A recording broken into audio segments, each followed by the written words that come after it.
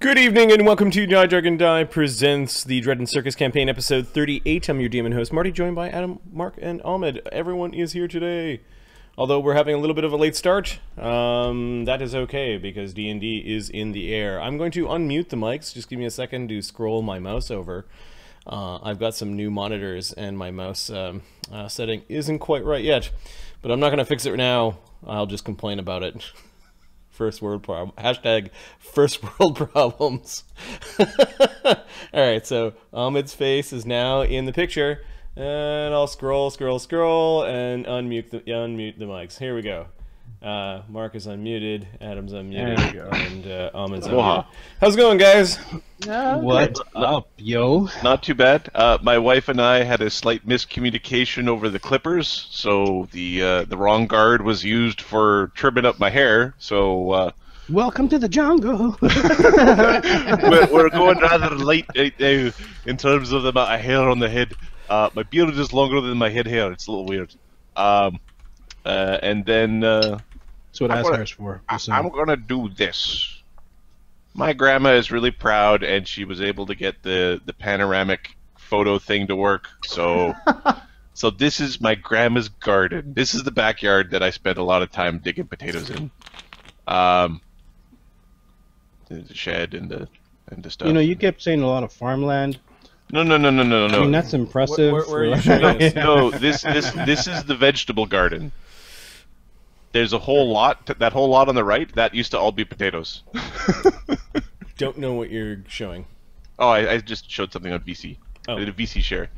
Give me a second. In your giant monitor, you have to look around, turn your head.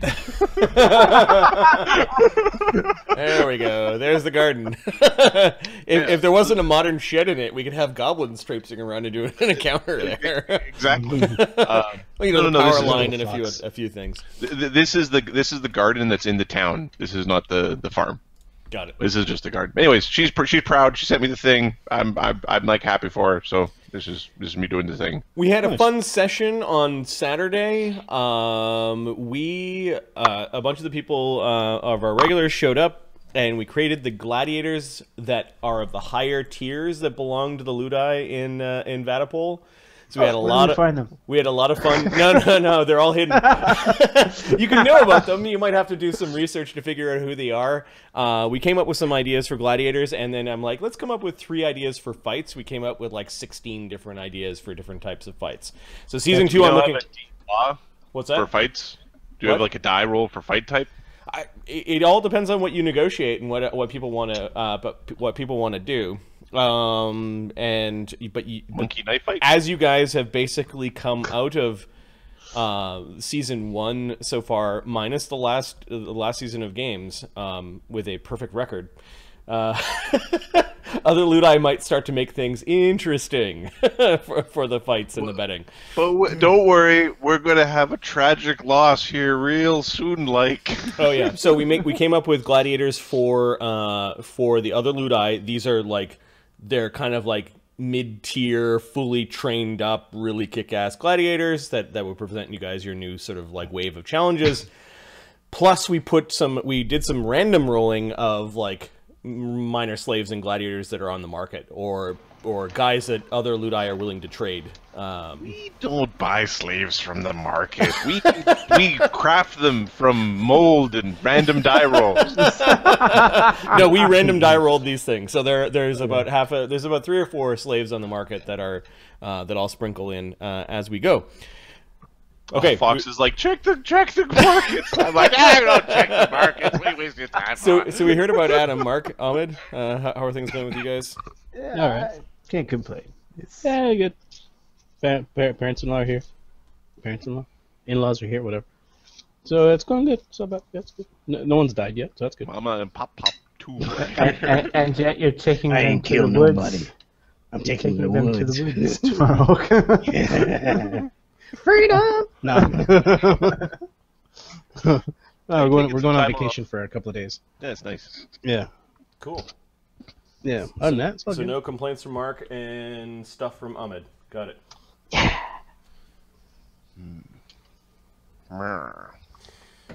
Okay, let's do a quick recap of what happened last time. We're gonna continue playing with the Road of Sorrow gladiators that have named themselves the Circus of Dread. What happened to them last time on Game 37? We called the game Reservations.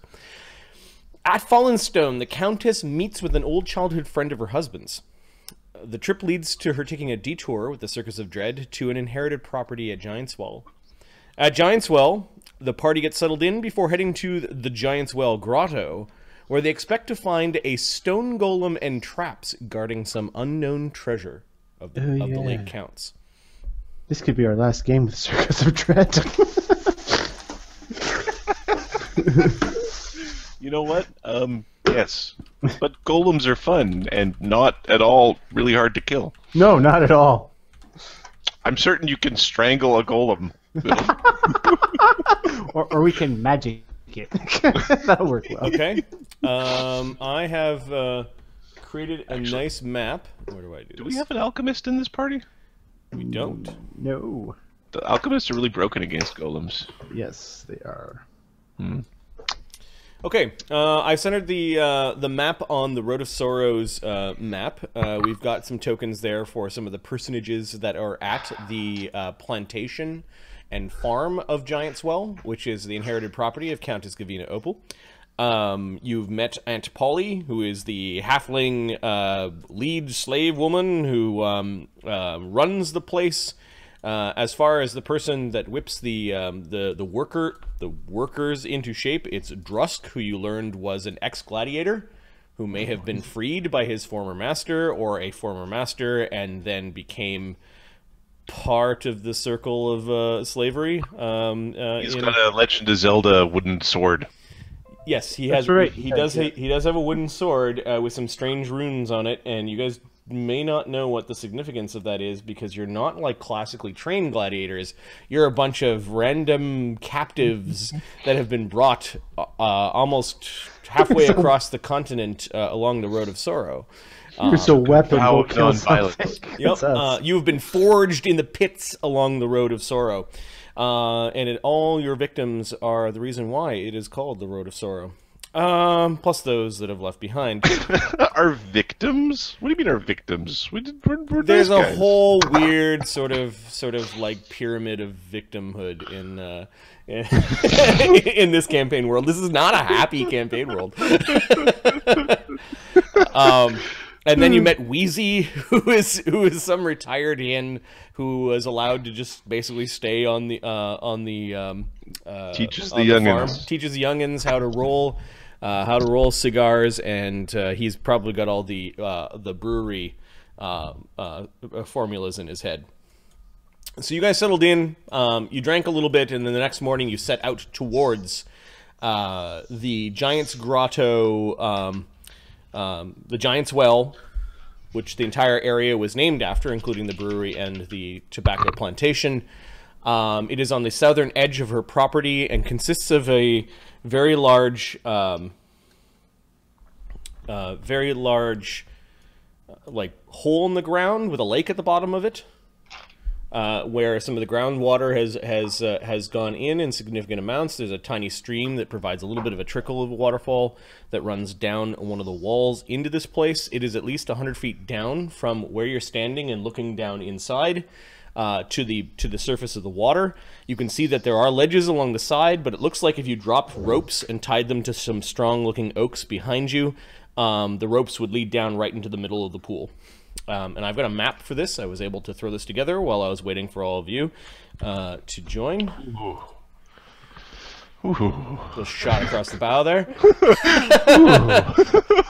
I was sitting there going, "Where the fuck? I guess I'll do my job and get the game ready." I was working. I was in a meeting. All right. I'll force you guys to the map because apparently that's what I do. And Ooh, pretty. This map I actually think is a photo of a lake grotto in Georgian Bay somewhere. So this is in our back, mine and Mark's backyard, basically. Yep. So those that have been brought here are that you took with you, I believe, correct me if I'm wrong, is Barrack Tarn, Mortenzi, Edward, Ugg, Arlen, Widget, Sam, and Roger, or did you leave some of those guys behind to guard the Countess? I thought Roger stayed above.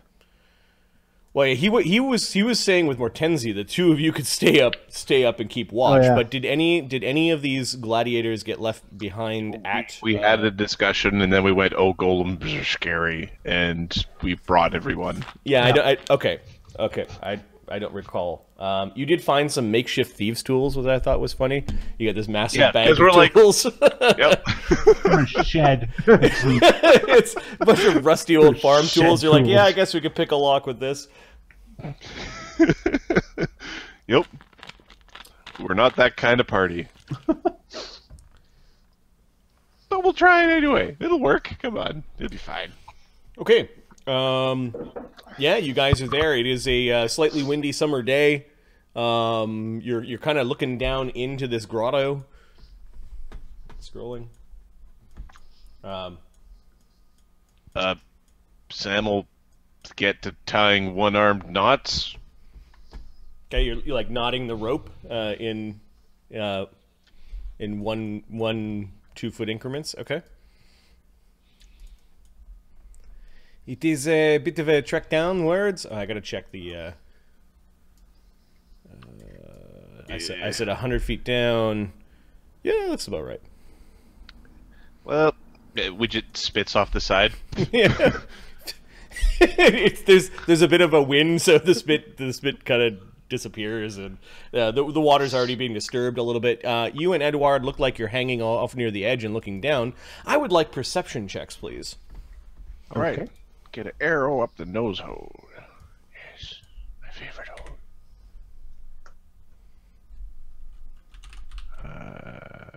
Widget. You don't see very good. 23. I apologize. He's what do we got down there? What did you get? 23.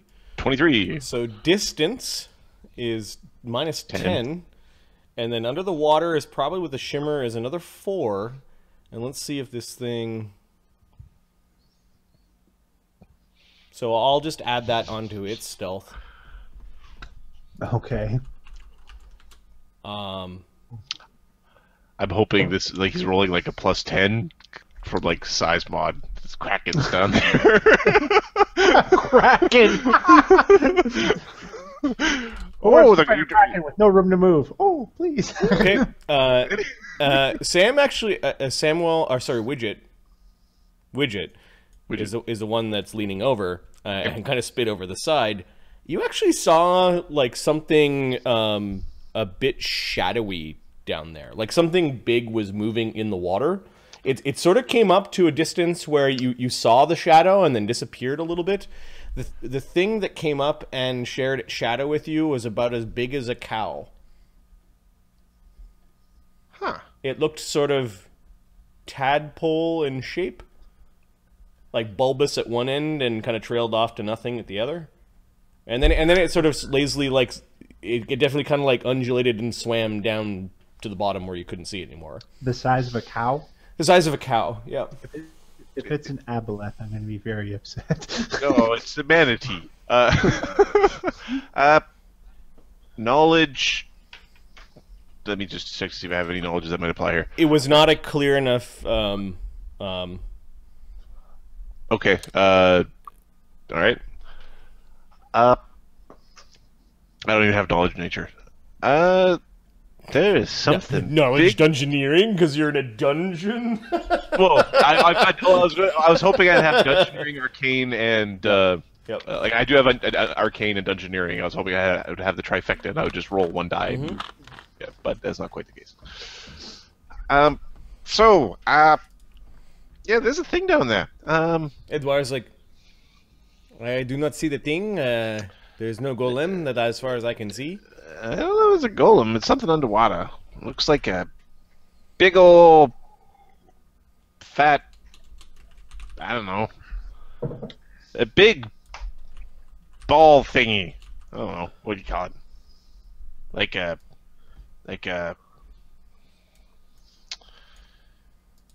Like the moon.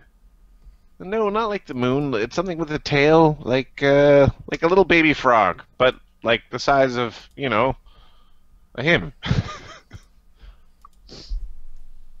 Hmm. So I don't know, giant snake, something or other. I was gonna suggest, you know, just see if we could jump in there. You know, it looks like fun, but doesn't look like fun. I disagree with the statement that this could be fun. I mean, it's going to be pretty fun, but... I thought you made that statement. Hortensia wanders over. Yeah, whatever it is, it appears to be gone now. I do not see anything. Maybe you scared it away.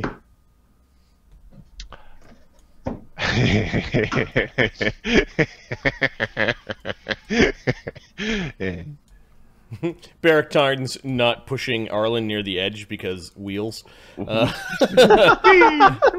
Roger's climbing up into this one big branch that or limb of one of the oak trees, and he's just having a look around.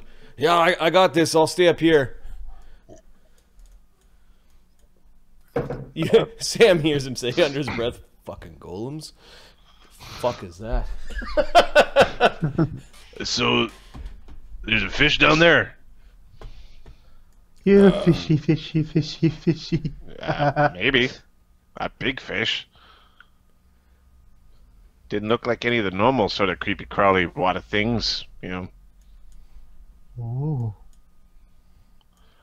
Sam is gonna sort of huck the tied up rope down the edge. Woo! Okay. Yeah. You pass the rope to Ugg. Ugg does the tying around with the trees.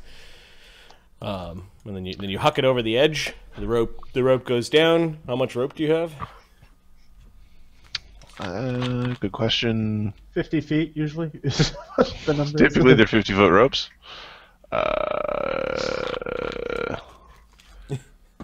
Huck the rope off the edge, just dangling halfway down. We didn't think this. We'll say it's about 15 feet to the big solid tree. And then Okay. Roger's up in another tree. All right. So. I will draw a circle for said tree. It's the party pages. There's a. Where's the? Oh, you're looking for our gear. Yes. Yeah, it would be under party pages if it's So anywhere. red loot. So we've got a 100-foot of rope and a masterwork climbing kit. Let's see. So we've got there are no little tie holes in the rope, and it goes down 85 feet to the 15-foot drop at the end.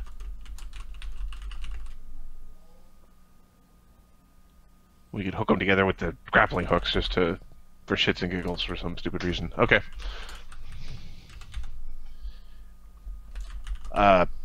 So is the idea to climb down? Are we climbing down, or, you know, like, hang on and have the big guys lower you down, climbing down? I don't care.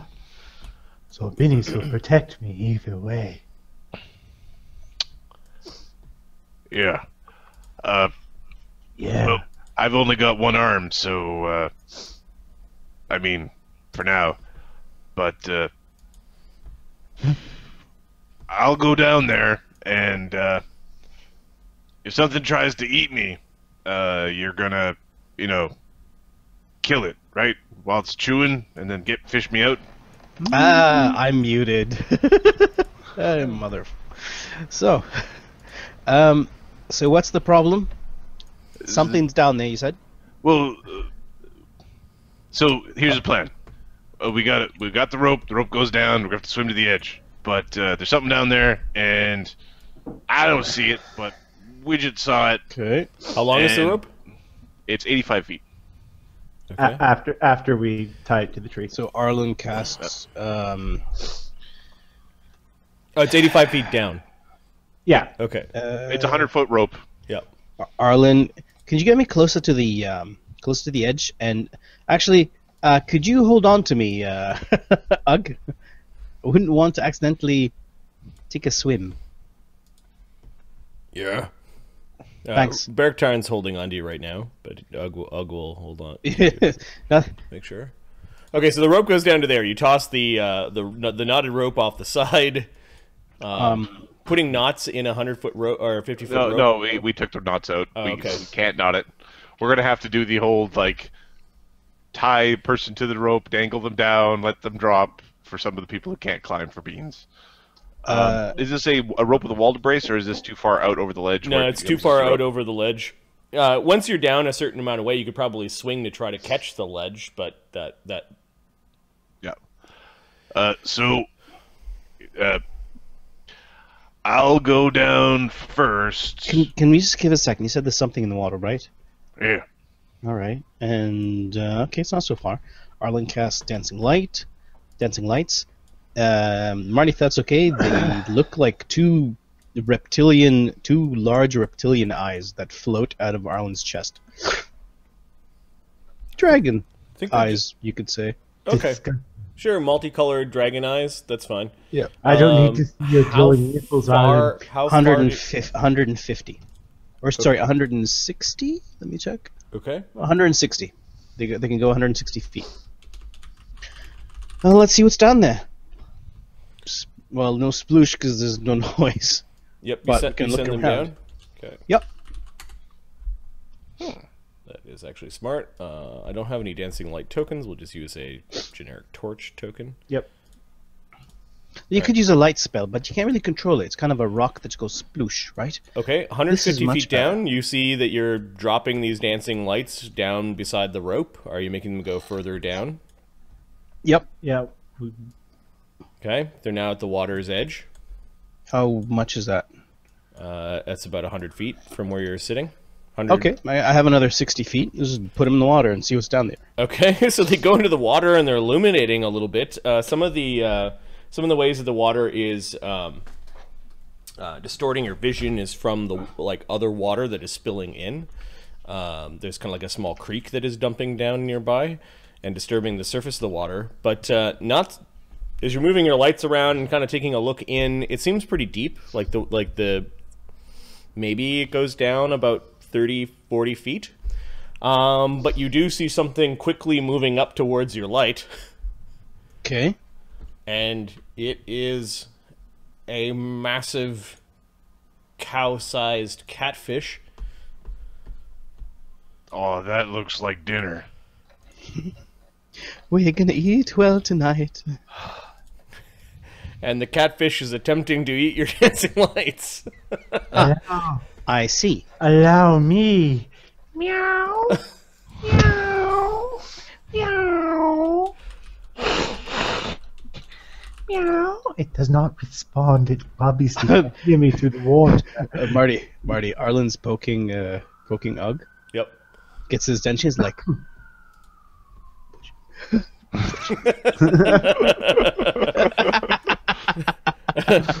I'm smiling. No. Fine. It's following the lights. It tried to eat the lights. I I'll don't get think the lights have. Dancing lights. Give me a quick sec here. They don't have like an AC or anything. You can have Yeah, dancing they're lights. not. It tries to eat them. It splashed up near the water, and then it's like floating down to the bottom again, or kind of swimming away, like it ate something and might not have processed it. Mm-hmm. So it floats down into the water. You lose track of it because it's too close to this wall. It's like it went underneath a underhang. Hey, Ugg. Yeah. Could you pick up that massive boulder over there? You want me to throw rocks down at it?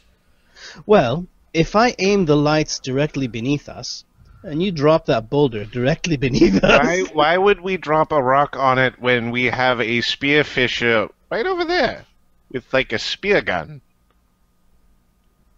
Hey, spearfisher, come over here. It's too far.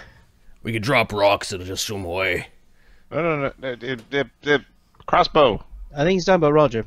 Crossbow. Roger could kill it quite quickly. Yeah, you need me? What we? Dinner is down there, he's like, and it has a very big mouth. He's keeping watch. You can tell he's puffs his chest like he's acting all important. There's a very large fish down there, and I don't think we want to run into it right now. Someone else should climb one of these trees and make sure that nothing sneaks up on us. No one else is a monkey. We'll go one-handed climb the tree. Fucking monkey. Does he know No, what... I'm a fucking gnome. And he does a cartwheel for no reason. Does he know what... He knows what my crossbow's called, huh? Yeah, it's a funny name for a crossbow, but He gives you a hand up. He's going to aid you in your climb. So instead of the -4, you only have -2. DC 15 to climb a tree. 26. He needs to catch the catfish with his bare hands. Yes, he can grapple the fish. All right, Roger comes wandering over. What's all the fucking excitement? There's a big fish down there, and I think we want to eat it, but we most definitely don't want to get bit by it on the way down. You ever shot a bow or a crossbow into the water? Nope. Yes, I lost it. So I could make it come to the surface again. Surface. Yeah, you're gonna need to get it near the surface for me to hit it, and we're pretty far away, so it's gonna take an expert. Is it too far for you, Roger? He loads the crossbow and sort of pivots a little bit, lingering towards Mortenzi for a moment. Yeah. He hooks the strap underneath and is going to point down. Arlen then, with his cantrip, I'm guessing, is still trying to make the dancing lights move around. Yeah, the catfish is coming back. Apparently the sucker's a fucking hungry motherfucker. This time he comes up towards the lights, and let's see, does he do his thing? Nope. He just tries to eat the lights. This gives an opening for Roger to fire his crossbow. I'm not gonna make his attacks now. He's probably doing like an aimed shot. The focus shot. Pacoo. Yep. Because we don't necessarily have to kill the catfish, we just have to make it not want to eat at this spot anymore. Yeah. Let's see. Roger has plus 14 normally on his crossbow, plus 1 from above. Favorite enemy animal for some stupid reason? No, he has vicious aim though, so he gets to apply half of his greatest favorite enemy against this. So that's a good one. That becomes plus 16. And then 4 for focus shot. Focus shot is only plus 2. Oh, is it focus? Sorry. Oh no, sorry. Focus shot is bullseye. Bullseye is a move action plus 4. Yeah. And then his focus shot is a standard action, single action for a plus 2 to damage, but it has to be within 30 feet. So he's not doing that one. The focus shot, the bullseye shot, he will do. So that's plus 20, and then range increment of the crossbow. I think he's in second range increment. Crossbow is, I didn't write it down. 90? It's something really close. Okay, so he's at plus 18. He's got a heavy crossbow now. I believe heavy crossbow is 120. Oh, a little bit more than a bow. Okay, so he's in his first range increment. So he'll take the -2 on deadly aim. So he's doing more damage. All right, somebody want to give me the D20 plus 18 for Roger? Come on. This is basically an Ahmed. Yeah, because I'm not going to do anything. Well, no, because you provided the opportunity. 33. Okay, he strikes the catfish just as it was coming up, right in the back of the head. He does 1d10. You didn't roll a 19, right? Okay, 1d10 plus 8 plus 10. 1d10 plus 10 damage. Nice. Get him. God damn it! Okay, he grazes the big fish. There's a little bit of blood in the water, and now does it do its thing? Yes, it does its thing. You notice that it discharges what looks like Su3. Thanks for the follow. Welcome to the channel. It discharges what looks like this shocking kind of aura around it. About 10 feet in all directions around it, there was this definite flash that came off of this creature's skin. That's not a catfish. Blood. It then after kind of like responding to the crossbow bolt that fired down to it, began to kind of swim back down in a little bit of an erratic pattern. Was it surprised by being shot in the head? Yeah, it was surprised by being shot in the head. Initiative to see if Roger could shoot it again before it submerges? You know what? That's a good idea. That's what it's for. Sorry, one sec. Yeah, it's initiatives +2, and then Roger's got his initiative.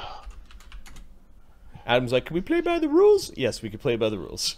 I don't want to fight the fucking giant thing in the water. Roger's got +5 to his initiative. Go ahead. It swims out of the water. Oh. Okay, yeah, it discharges electricity and then swims. It swims down into the water. You could see it swimming around. It's definitely a little more active. Like it's definitely not sort of gliding. It's swimming, looking around. Might be confused as to what exactly harmed it. We might have just taught it not to go and eat lights. Yeah, fucking water. That's what Roger says. It's a big fish. Why Why don't you dive down there, Mortenzi? Okay. He starts to climb by the edge.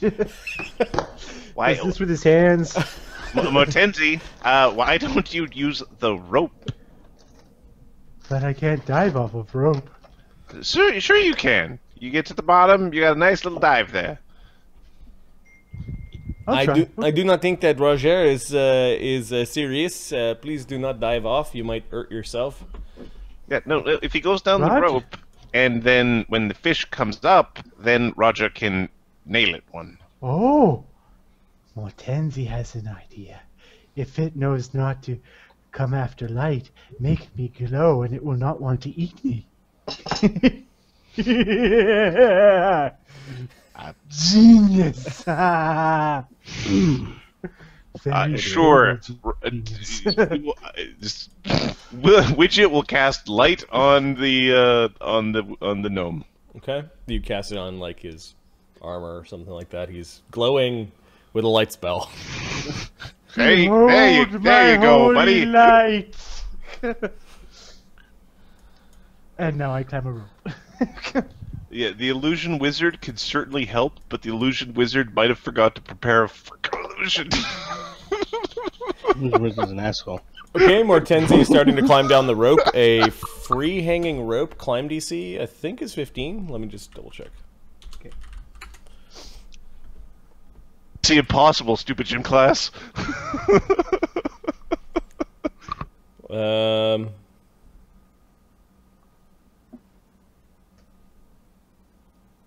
An unknotted rope, 15. Okay, here we go. He moves, I guess, half his speed? Yeah, so a round goes by, and your speed's what, 40? 30? No, it's 30. Okay, so Mortenzi's slowly climbing down the rope. What's everyone else doing? Taking bets on how long it takes him to fall. No, Roger's basically like aiming his crossbow and is readying an action for when this thing surfaces again. Yeah, I can bring it back with light, and I'll actually move the light away from Mortenzi. Or does Mortenzi want to land on it? I'm not really sure what his plan is. He's gonna go see if we taught it not to go after shiny things. Yeah, fishy. He's going down the rope. All right, Mortenzi will just keep the same climb check. You're not in any danger yet. No, he's not rushing down either. He's in the take 10 territory. Yeah, that's right. So yeah, you're climbing down. You're climbing down. You're about a third the way down. The catfish climbs out of the water, flies at you. No, it's swimming around. It's swimming around in this dumb circle. You can see a little bit of blood trailing out of it. There's nothing else that seems to come around. Although there might be like little minnows or fish in the water. Like tiny fry. This guy is definitely the boss of this area. Okay. Mortenzi continues to climb down the rope. No one else. Roger's just, don't worry, I got you covered. Hey, there's a big dumbass hanging on the end of a rope. Where? Who else is climbing down here? This is my fish. I think Widget is going to cast himself a mage armor. Okay. Actually, Arlen casts a message on all of us. Okay. You have line of sight to everyone. You want to just check the range to make sure that everything is 160 feet. Nice. Okay. So you can whisper messages to everyone. Everybody can whisper to everybody. Roger goes like this to his ear, like there's something in his ear. Like, what the fuck? Oh, it's you. I knew that. We can all whisper to each other now.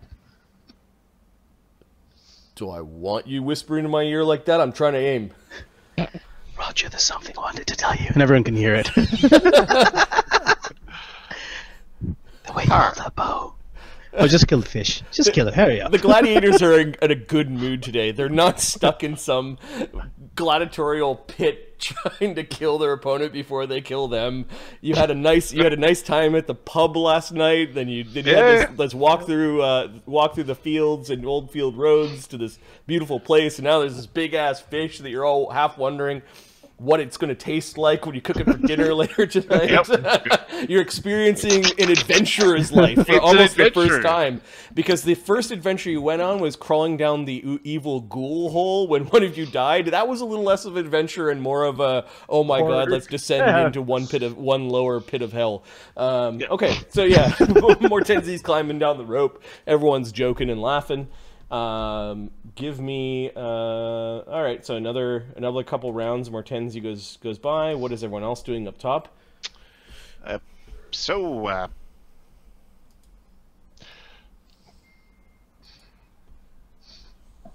You know what? I'm going to cast Detect Magic and just scope out what I can see 60 feet around the hole. It's a good idea. Okay.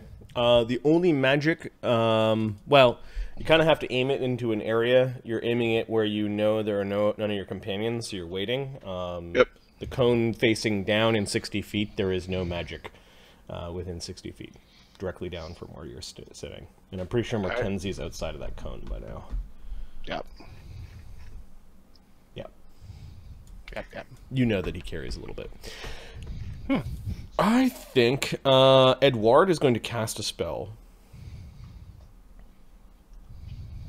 Maybe. I forgot. You guys don't have like adventuring equipment. I was looking for his consumables. It's amazing we have rope, to be honest with you. You guys had to look pretty hard to find that rope. Okay. But Widget doesn't have a ranged weapon. We're more likely to find a Kopesh than a set of lockpicks.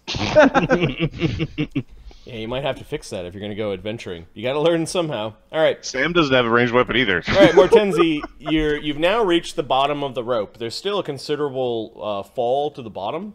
Arlen, are you trying to like lure it to the surface throughout those rounds with the with your lights, with your dancing lights? Mortenzi, do you want us? Mortenzi, or whisper, or message? Relax, it's magic. Do you want to attack the thing from above? Do you want me to bring it right next to you, or do you want me to move it away as far as possible? What would you like? Oh, right underneath me would be fantastic. Everybody can hear this, by the way. Yep. Are you sure?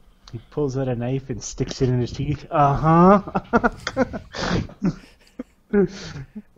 Perhaps Roger? we should have given him a protection versus elements before going down there.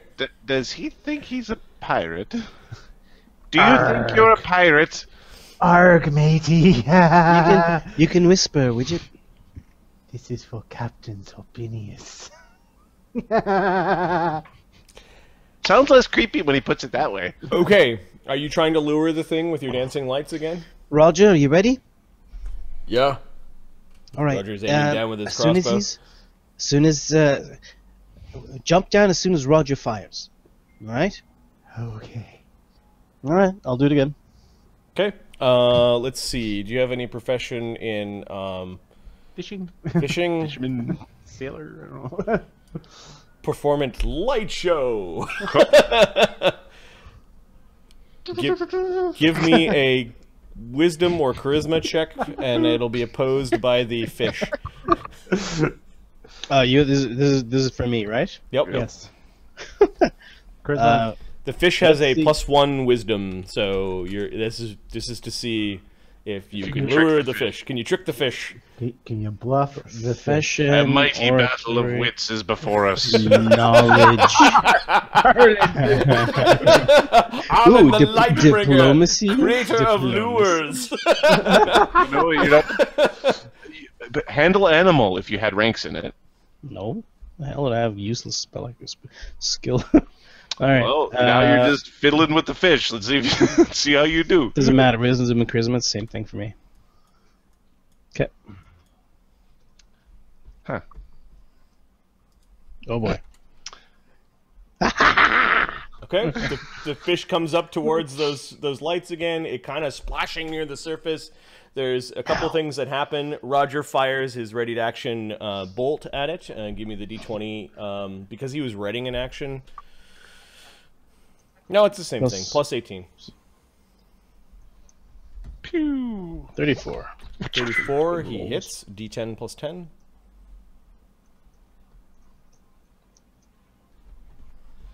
$13 damage to the fish, and then what is your surprise action? He drops onto the fish. Okay, You know, ride it like a bull. yeah, I'm He gonna make. rages and drops on the fish. Okay, I'm gonna treat this like a surprise charge. You're gonna end up in the water though.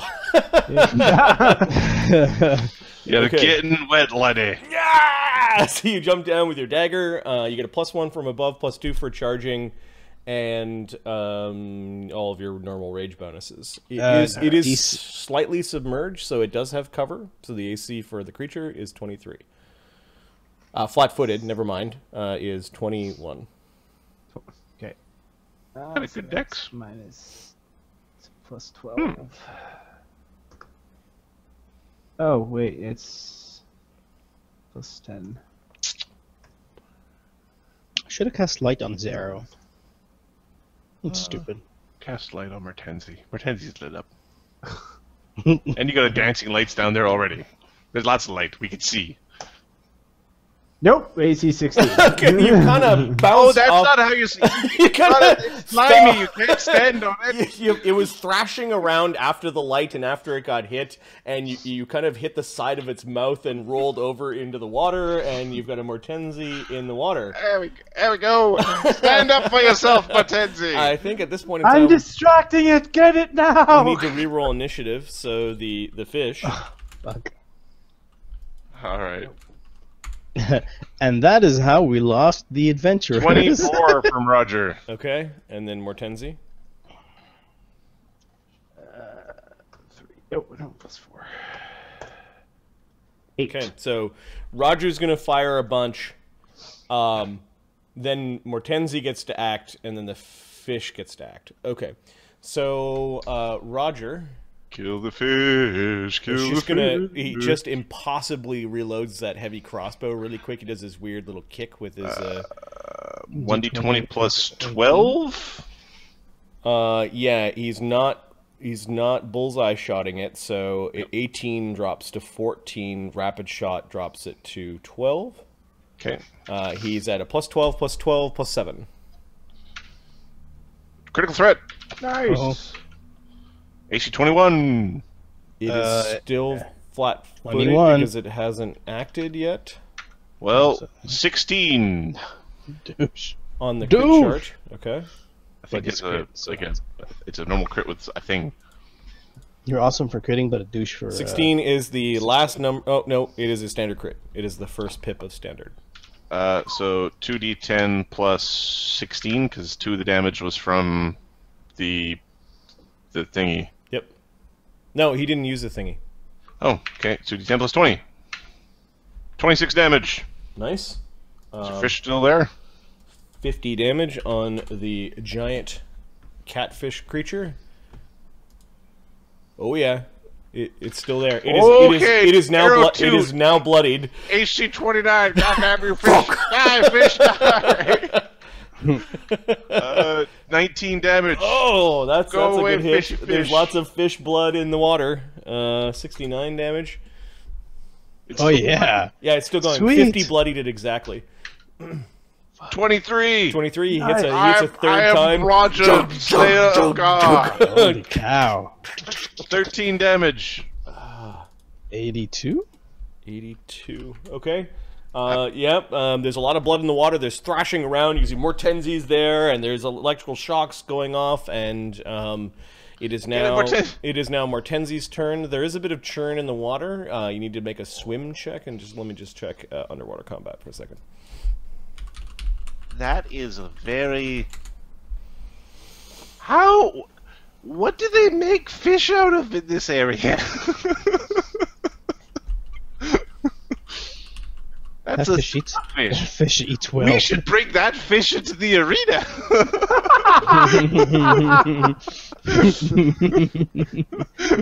It's just a big tank where its head sticks out and just goes Okay. You need to make a DC 10 swim check to be able to fight effectively this round. I automatically make it. Okay, so Mortenzi is able to keep his head above the water, and he's still stabbing with his dagger. You are at a dagger is considered a piercing weapon, so there is no penalty to hit. Nice. Okay. Is there a penalty hit with a slashing weapon? I believe there Yes, is. Yes, there is, and there's a penalty. I'll stick with a dagger. There's a penalty to damage. And a huge penalty to damage. Yeah, I'll stick with the dagger. So he's stabbing while he's treading water. You can see his little feet moving, and he's swimming all right. You've got at least one rank in swim, right? I do, yes. Okay. You know what? I do have to make that roll because I've only got a +8. If I roll a 1, I fail. Okay. I don't. Okay. All right. He's struggling. Oh, the thing's bleeding all over the place. There's a slight tinge in the water and a weird smell of ozone, and you can smell the fish. Like I don't know if you've smelled like a bass or a trout that you've recently caught. They have a distinct smell. Yes. It's a fishy smell. Yes. All right. It's a word with great impact, but it sounds so plain. Yeah. It smells like a fish. Nope.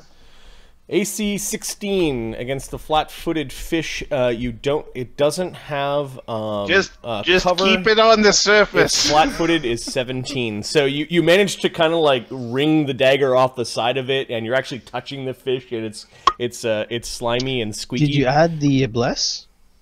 No. Was I around when you blessed? No, I didn't bless. I just want to get your hopes up, that's all. Oh, shut up.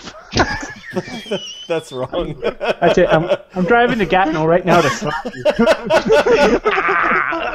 All right, the fish is going to respond to what it thinks is the fight of its life. It thinks all the damage is coming from Mortenzi, so this massive mouth opens up and is going to try to bite you. Now we learn if it has stuff like grab and swallow whole. It probably does.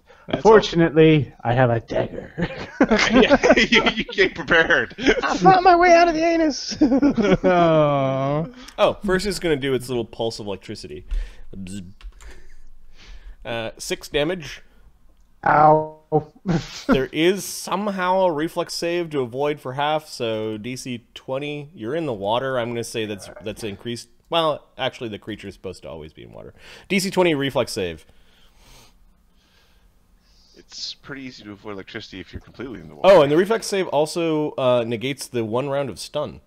All right. Well, I made it, thank God, and I've got evasion, so.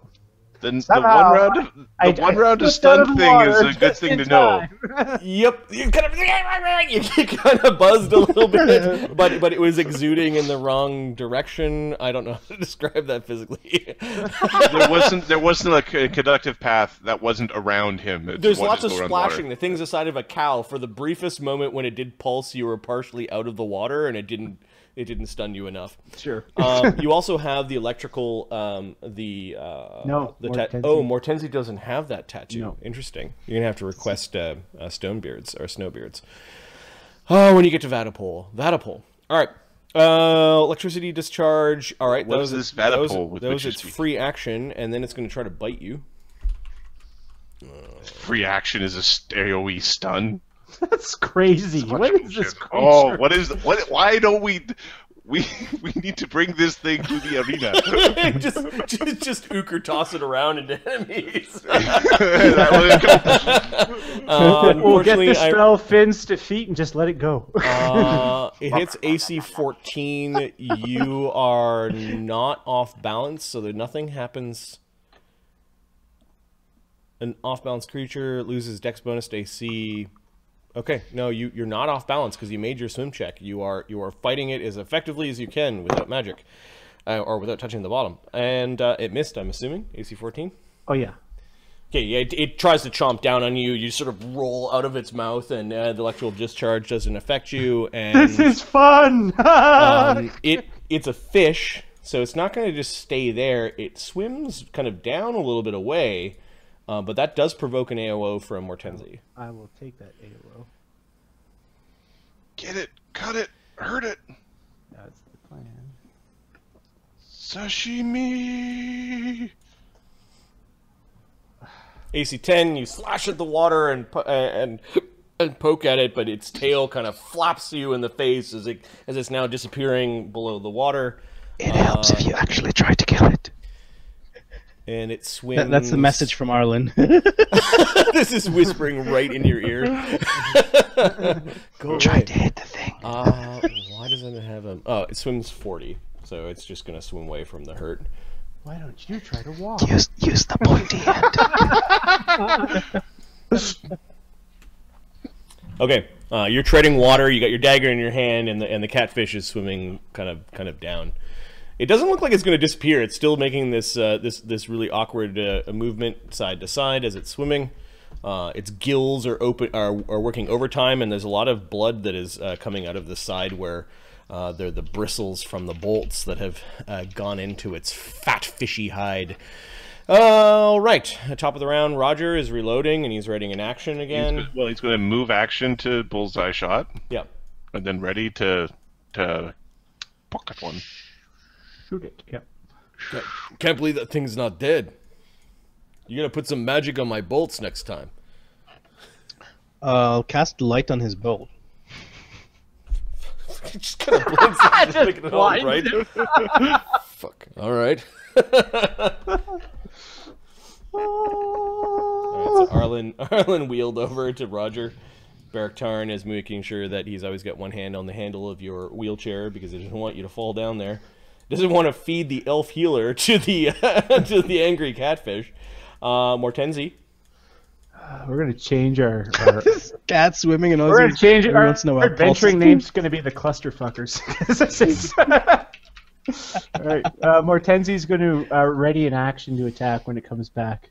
Yeah, it doesn't look like it looks like it's responding to the challenge in its territory. Fishy, fishy. Fishy, fishy. He's slapping the water. Give me your swim check. Makes it. Okay. The fish.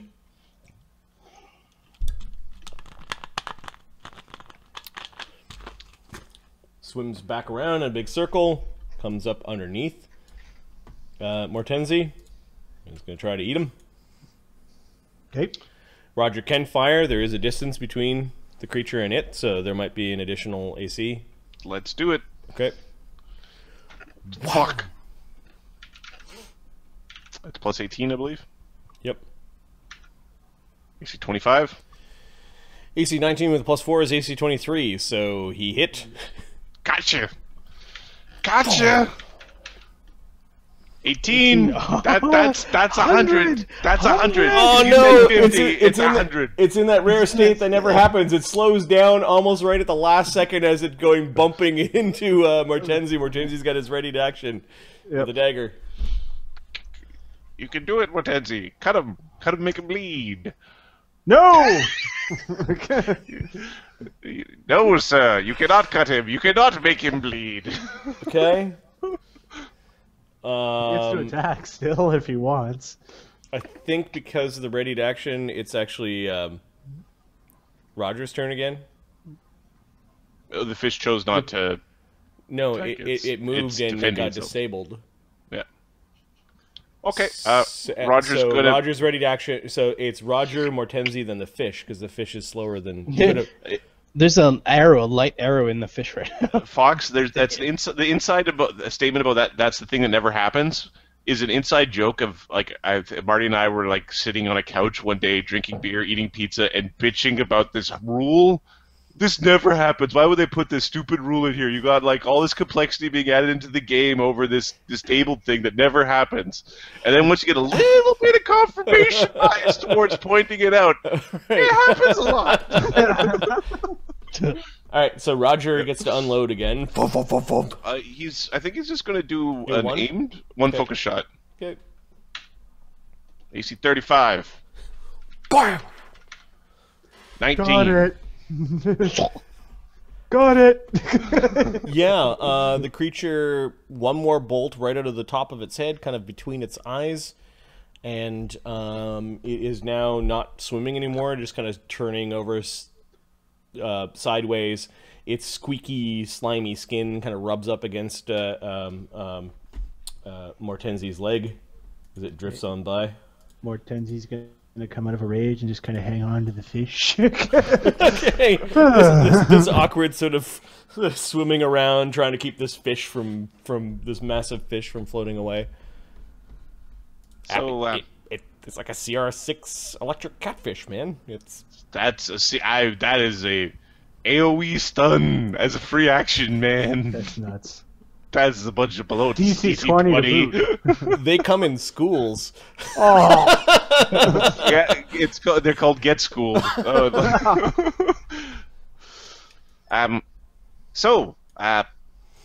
Good shooting. Yeah. That's very well done, actually. Yeah. Told you, you're gonna need an excellent crossbowman to kill that fish. You want me back in the tree now? Yeah, if we start yelling, save me, excellent crossbowman on high, you know. How easy would it be for you to come down there? Join us. Well, there's a danger of you being up here on your own, right? I don't know. Fucking Edward said something. Eddie said something about adamantine bolts that I need to fight some stone golem. I don't got anything like that. Well, Are we allowed to take 10 when climbing this rope? Yeah, at this point now. Yeah. Oh, okay. Roger, Midget takes 10 and starts climbing the rope. get out of my tree. Roger, I think Does it's best Animal if you hop come down? with us. I don't wanna. I don't want you. But we got the assholes coming, so he could watch out for the assholes. And when they arrive and he's in a tree, how's he gonna get to us? He uses his crossbow and makes them not arrive. At worst case scenario, he jumps down the hole. He'll meet us. There's water down there. He nods. He's not wearing his full plate today. Okay, good. He's wearing his sleepy jammy chains, his chain shirt. Plus one chain shirt is his sleeping armor. That's pretty good Yeah. sleeping armor. We are eating well tonight. So, Widget's gonna make his way down. Okay. Sam's going down. You managed to kind of get the fish Mortenzi over to this underwater ledge. It seems like you kind of drag the fish through the water, swimming, and after a considerable amount of effort, you managed to get the fish sort of sitting along the bottom, half floating, half its head hitting the bottom a little bit. Make sure it doesn't drown. Are we allowed to take 10 on the swim check? So Widget's hanging from the rope. What are you doing? He's gotta sploosh into the whee. Yeah, the water is DC 10 to swim in. There's a little bit of a flow from the creek that is rolling in, but 18. yeah. So you're swimming around, you're treading water, waiting for people to come down. You guys Okay, have he's skills. gonna go over to.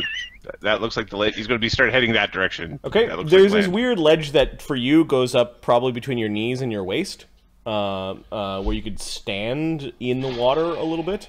There's all sorts of little crustaceans and this weird algae growing everywhere. It's slippery, but yeah, you can go and stand over there. If you Widget want. goes to pull out his smoke and it's all wet and he's just like salty.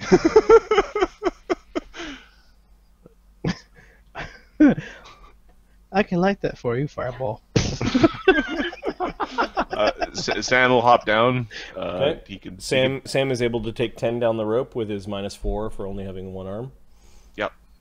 So he's like, yeah. kind Yep. of holding on to the. Yeah, he- use his feet, right? Yeah. Use his feet to pin the rope. Ugg with his extra arm probably should get a bonus to climb as he's climbing down. Would you mind if I grab on to your So back? Sam is going to hang out here, and well, so are you going to lower him down on the rope like a pinata, or are you going to carry him down? He's on my back. Edward and Bergtarn are helping putting Arlen into the backpack, the Yoda backpack for Sam. Arlen's gonna remember to hold his breath. Are you facing forward or backwards? Yeah, forward. Okay, so your head is kind of right beside Ugg's head right now. That's it. Yeah. It's got 5 arms. I'll hide my head and go. Okay, so he begins to climb down. Yeah. Have fun down there, says Edward. Oh, you're not coming? I think I will maybe join you. Edward's climb is +5. That's not too bad. Yeah, Ugg no problem makes it down to the bottom. You ready? He says over his shoulder.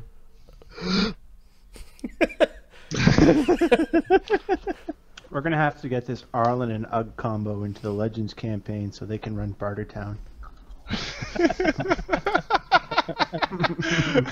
We need to find a song gate so we can go to Bartertown. Ugg jumps into the water. He's got a +14 swim, so with the minus of having some dude hanging off of his back, yeah, he's able to swim around. He actually stayed underwater a little bit and was looking around, and then easily swam up to the top. It's interesting how his third arm kind of mimics the motions of the nearest arm. It's kind of twitchy and weird. Where does the third arm exist in relation to Arlen? Like, is it going through his legs? No, or is it the like, third arm is kind of like, underneath elbowing him in the ribs, or It's kind of like coming 6 inches underneath his right side, we'll say. it's like a Goro. Yeah. People will be like, "Damn, Arlen! Oh, that's an arm. Never mind." And it's really small. It can't really like make attacks or anything like that. It's really anemic. It's like an Arlen arm.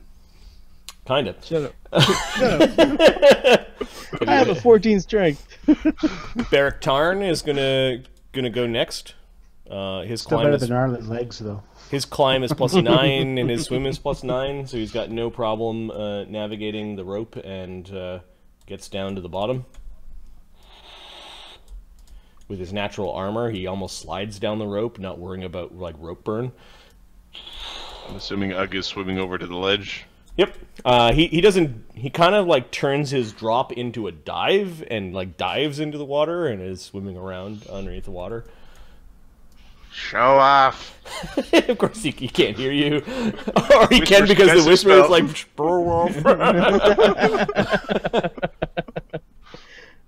When we get to the edge, I'm gonna prestidigitate everyone off the wetness. Okay, Edward. Nice and dry. Edward. Eddie climbs down the rope. What are you doing with that fish over there? We're gonna drag it. Well, I said we're gonna drag it over here and then have dinner later. It sounds good. It's been a long time since I've had catfish. Anybody know how to cook a catfish? Edward just lets go and kind of like dives down in the water. He comes up. He looks weird when his hair is wet. Widget passes Sam his now dried smokes, and then hands Sam his hat. Edward glanced at Mortenzi. Mortenzi's been treading water all this time as everyone's trying to get down there. And he'll go to try to help get the catfish. Yeah, the two of you are able to drag through the water with swimming. The big body. 16 strength gnomes. Yeah, the big body of the catfish. It takes more of you to drag the catfish out of the water. It is a 12-foot catfish. It probably weighs 300-400 pounds. So yeah, you're able to drag it out onto the ledge here so that it doesn't fall away or gets eaten by other things. You know, in the where I did my original learning, the old me did the original learning. This would be like sacrilege. Sam saying this? Yeah. What do you mean? Why would you say that? This big stupid puddle carving its way through the mighty rock. It's a stupid puddle. It's causing light to come through. It is an elemental thing that he is talking about. I don't know. I kind of like being wet. Not a big fan of boats, though. Looks like there are several caves down there, says Baraktarn. Underwater caves. Although there is a peculiar light coming out of that one. Arlen drops. Arlen casts light again.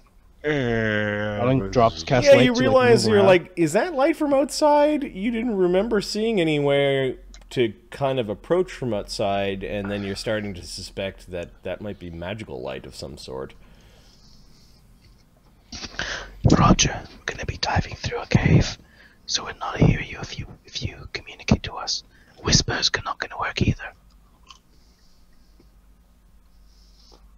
I think you need line of sight or line of effect for message. You need line of effect. Okay, and then you guys are way over on this ledge. Pythagoras, you're 200 feet away, so I don't think you're in communication. Oh no, I can't reach him. Roger. 160 at 200 feet. I do not hear Roger. Are we too far away for the gentle whispering in the ears? Roger, yes, we are. I love you. No, he can't hear us. All right, so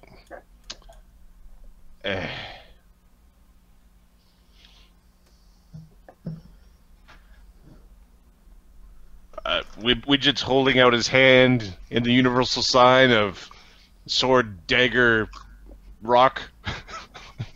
We're gonna rock, paper, scissors. Is that what we're gonna do? Yeah. Who's swimming down the hole? So there's no other exit out of this cave. There's only a couple of caves around. Yeah, you haven't explored every inch of it. The water must be going somewhere, but there's a creepy bluish light coming out of one of the underwater caves, and there's another one that's darker. Which way is the current going? Just out of interest, and how strong is it? Wasn't that strong, Survival? right? No, you guys swam through DC 10 water. There was barely a current at all. Okay, well, I think it's obvious that we should go towards light. I mean, that's the only thing that makes sense in our lives. To go towards the light. I like the darkness. Oh my lordy lord. Propaganda! So, who's going first? Ooh, ooh, ooh, ooh. Problem solved. All right. Okay, remember, we're not trying to steal anything. We're just trying to see what's on the other side and then swim back to tell us. Mortenzi doesn't steal. Liberate. Takes without asking, but he does not steal. We don't need to take anything except the information of what you see. Let's go on, Drakester. Hey, Drakester. That's hard to put in the bag. Stop, Drake! Okay. Walking to the light. Mortenzi tries to swim to the light. Okay. Swim check, just to represent your entire swimming effort. Oh. Sorry. The gnomes both are really strong and have pretty good cons. They're actually well suited for this adventure. 22. Okay, so Mortenzi, you can see him swimming in the water. He gets close to the lip, and then you're taking a breath, and you're swimming down underneath. What is your con? It's 20. So that's 20 rounds of activity under the water, which is you can hold your breath for 2 minutes of like active swimming. Yep. Or 4 minutes of just sitting there. Yep. 4 minutes of single moves. Yep. Your movement is... Mortenzi won't get brain damage from not breathing. Watch. Okay. You do see that there is a tunnel, and the light seems to be coming from the end of the tunnel and up. It takes you about a minute of swimming, holding your breath. Okay. You crest on the other side, and I'm going to draw a little map off to the side. A minute, eh? Oh dear, oh my! What does Arlen do? We're gonna have to hope Ugly speed swims, which he probably can.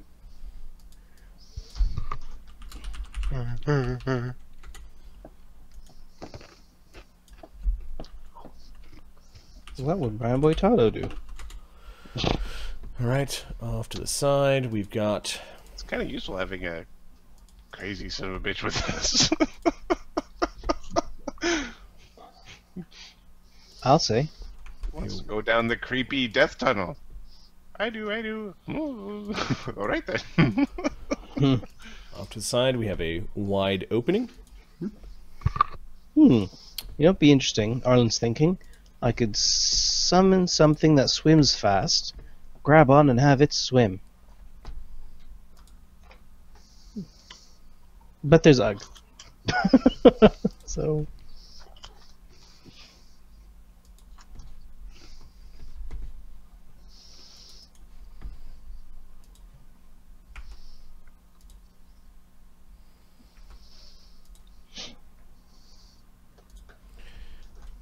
Okay, and then we've got...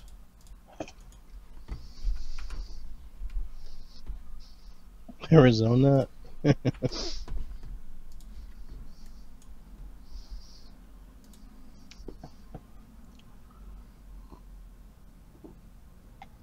Oh man, how much is 105 degrees?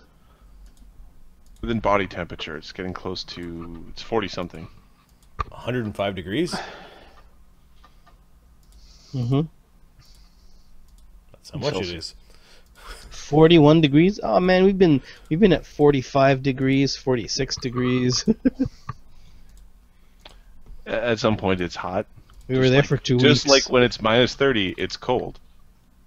Minus 40 is not that much colder than minus 30. You don't feel anything other than, damn, it's cold. They got that. Oh goddamn!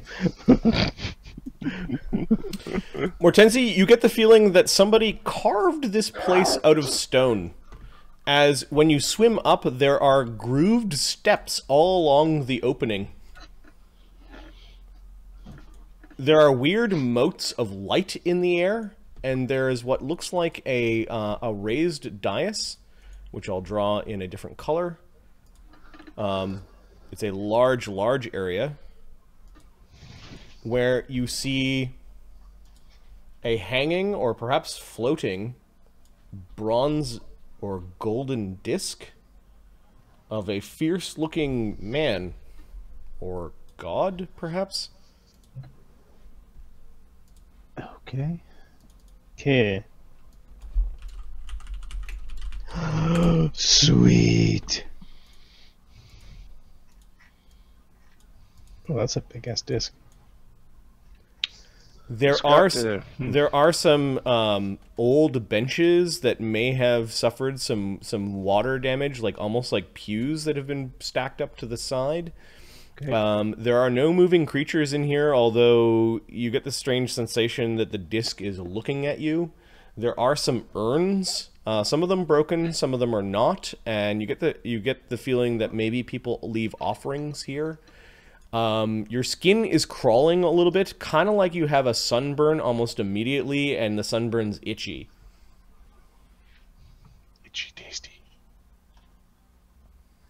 And all feeling that Zorbinius is on your side has drained away, like the light from this place has chased Zorbinius away.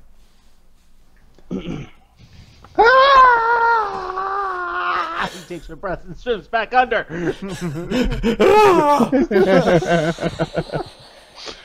We're gonna get the story of how this is the most evil place he's ever seen. Okay, it didn't take long. A couple minutes later, Mortenzi crests the water with this panic look on himself. You didn't see a big stone man. Maybe the stone man, all that's left is the floating bronze head. You're not sure. The light is definitely coming from these weird floating moats. They kind of look like they're like blue, almost holy moats that are winking in and out of the room, kind of like the dancing light spell. The place would have actually been pretty serene if you didn't have that sinking feeling that it was cutting you off from Zorbinius. Okay. Well, you've come back in quite a stir.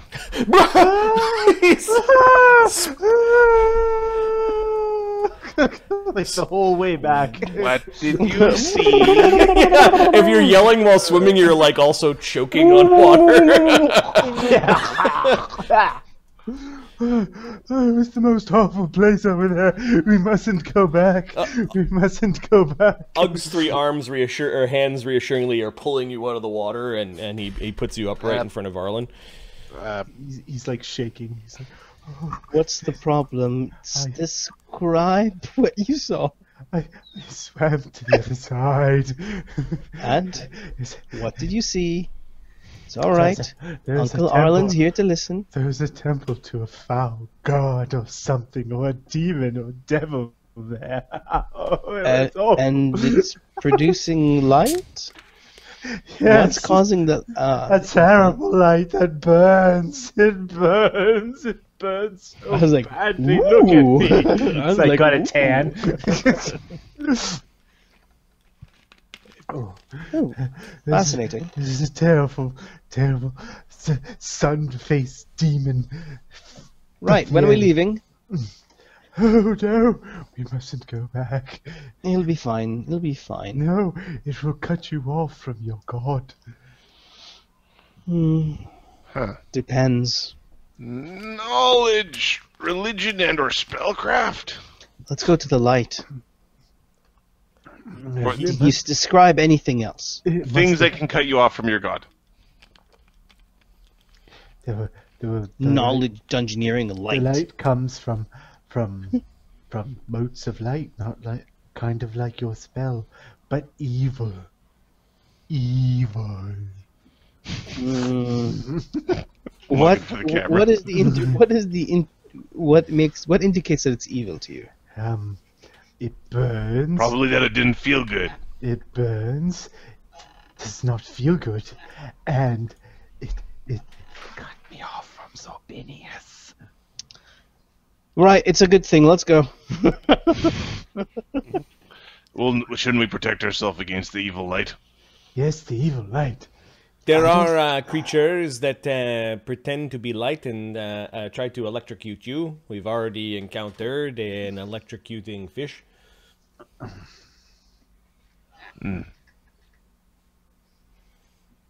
Well, who's got the... We got the tap... Oh. No, I do. Most of us do, except for, Sam. You don't have it, but all of us except for Sam, Widget Oh, and I Hortensia. haven't got no tattoo.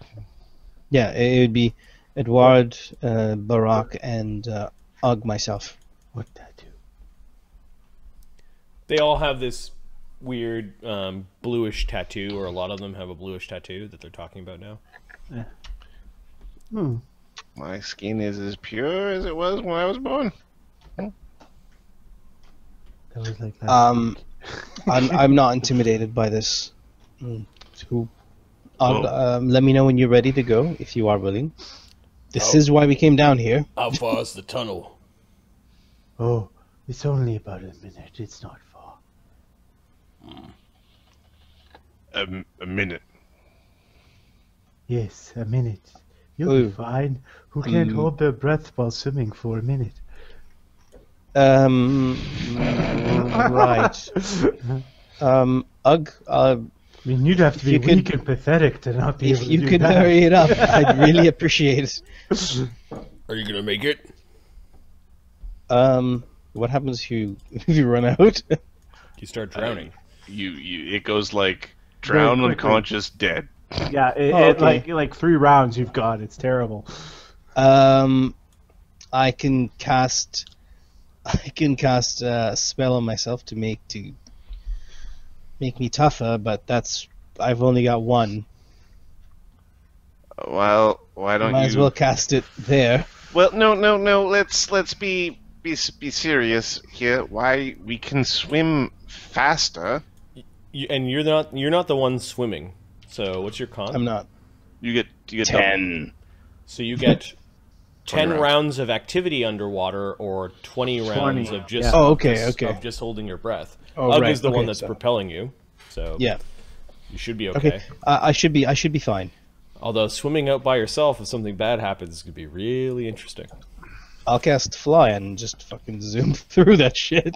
Okay, so Ugg is swimming with Arlen out to the edge. Is anyone going with Ugg? Farts.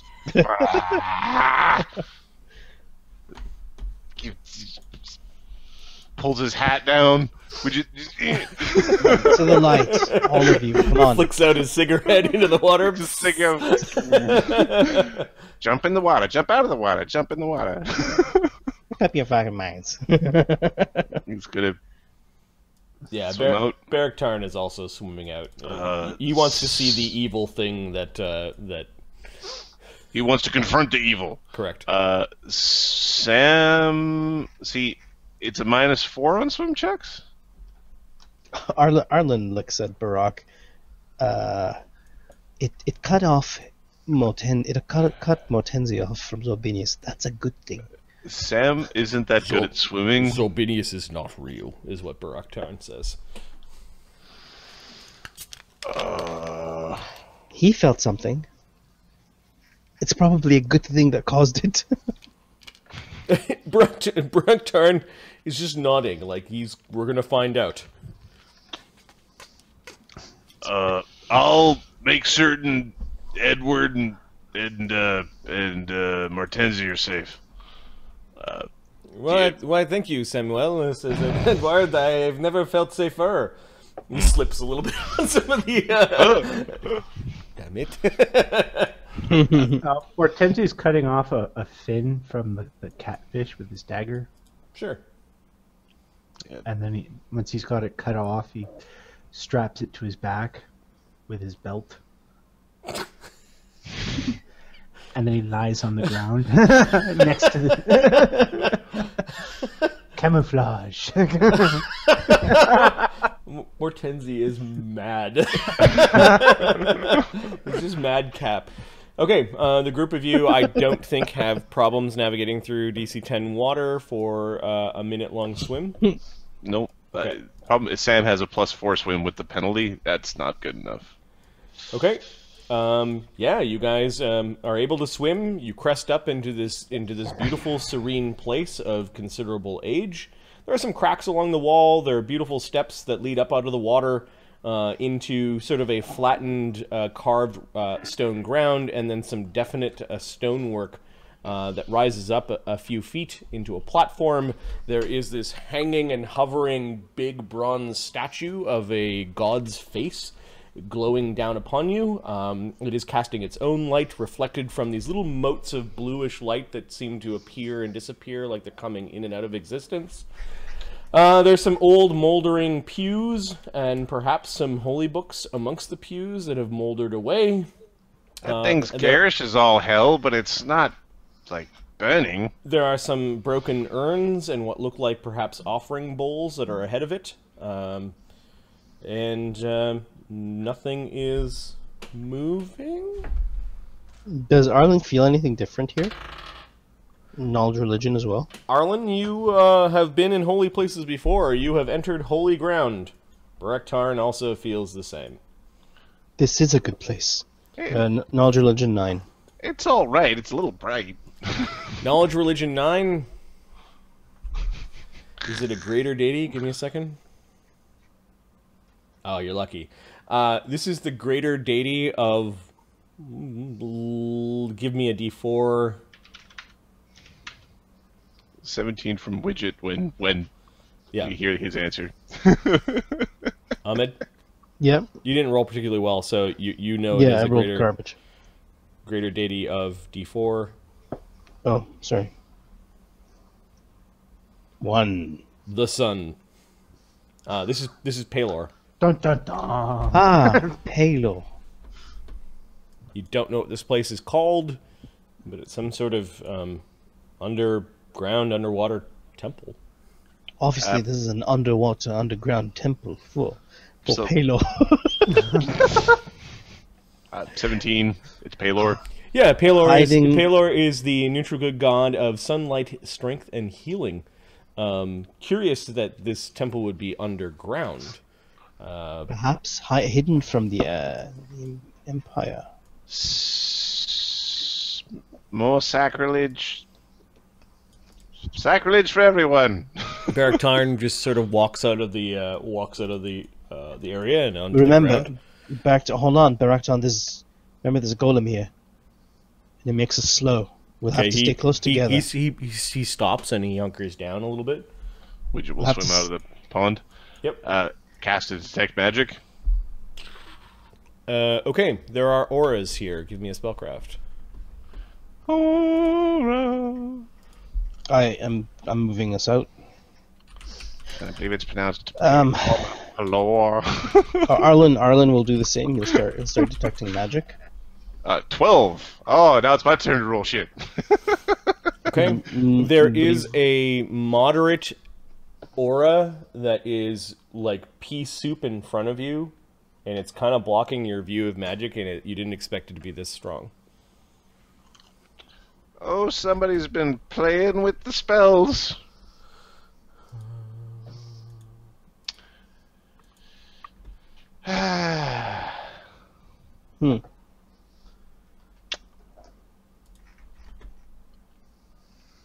You know, you're kind of like that guy, if I'm perfectly honest.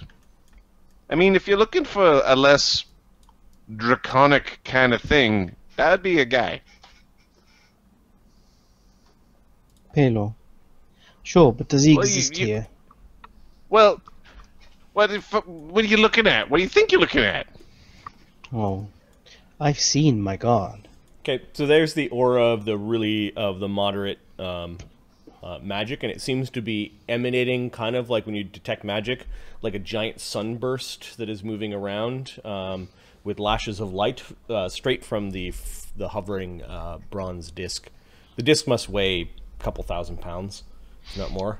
We need to uchre this problem. All right. Let's look around for the golem, and then identify. Yeah, I'd like to find out where the hell that thing is. This might be his temple, not his workshop. Maybe there's another way out of here. Yes. Yeah, a hidden door, perhaps. There was the other tunnel too. Yeah, there was the other tunnel, but let's just start with this and see what happens. Mortensi is fucking crazy. Right, I told you that. No. Proper. Like, completely nuts. Yes. I don't know if you can fully understand. He is batshit cattywampus. The wampus of the shitty cat. Yes, I understand. Now, Golem. Find, go.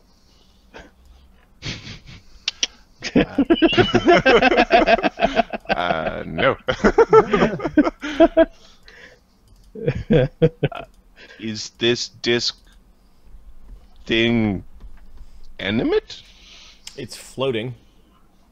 That sounds animate. Potentially. 1 sec.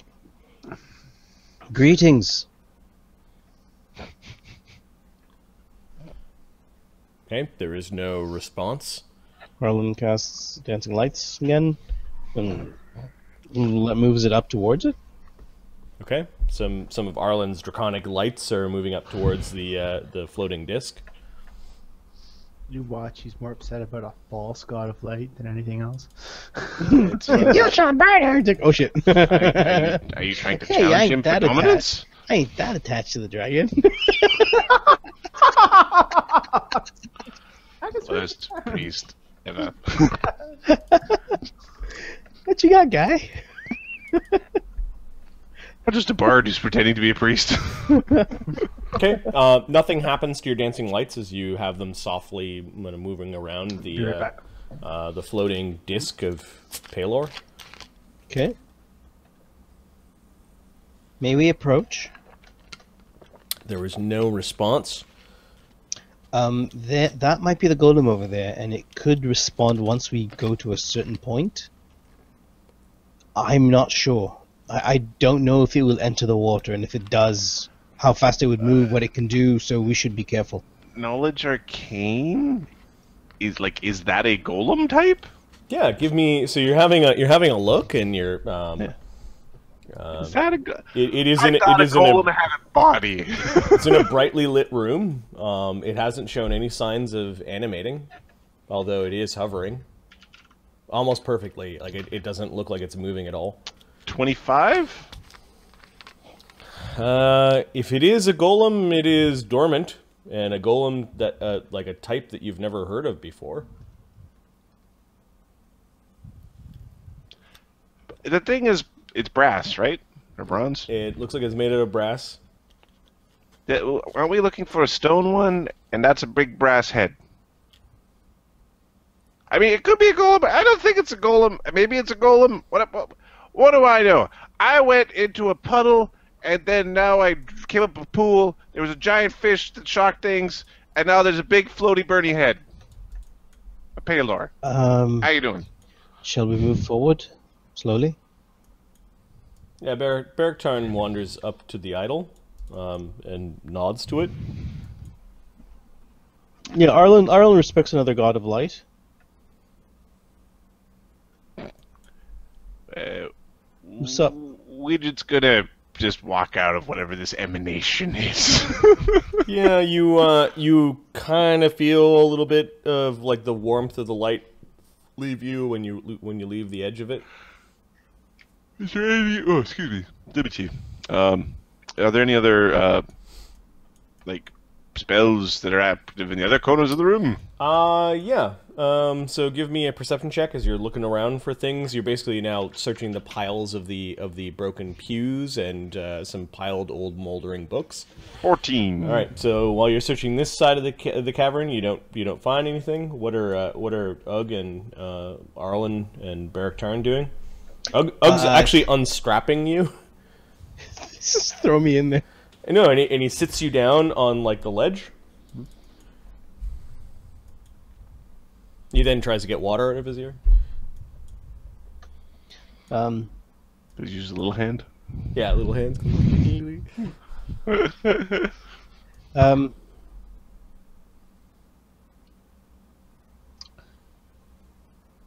Is there a place to pray? Here would be a good spot. You do see that there are some bowls that are typically left out for offerings. There are some urns off to the side around the corners here. A couple of the urns are broken, and what you can see tumbling out of one of the broken urns are jumbles of holy symbols. Okay. They all look like various depictions of sunny discs with a man's face on the disc. Like the urns, if they're all filled with it, there's probably several hundred holy symbols of Palor down here.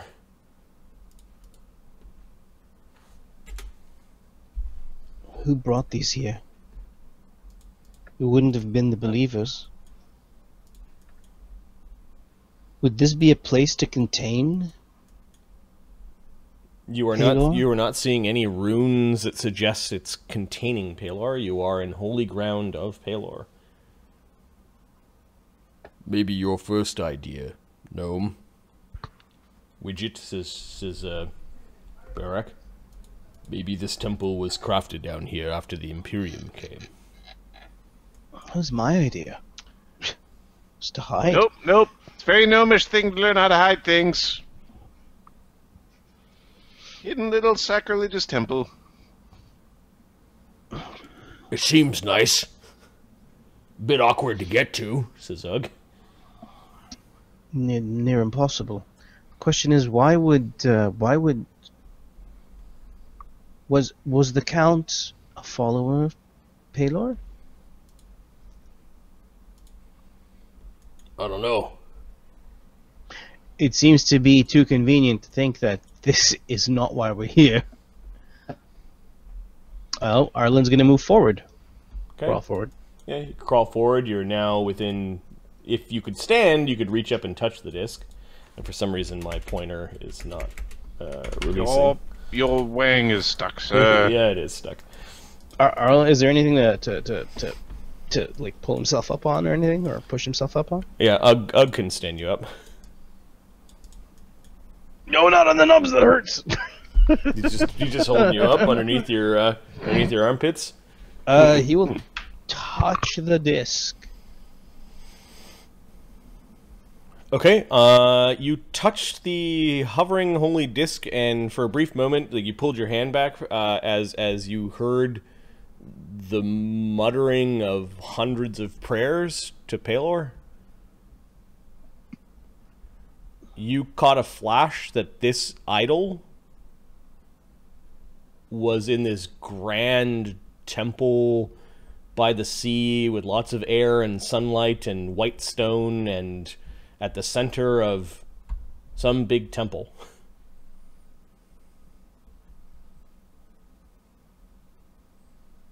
Like a flash of 1,000 years of prayers that this idol has witnessed.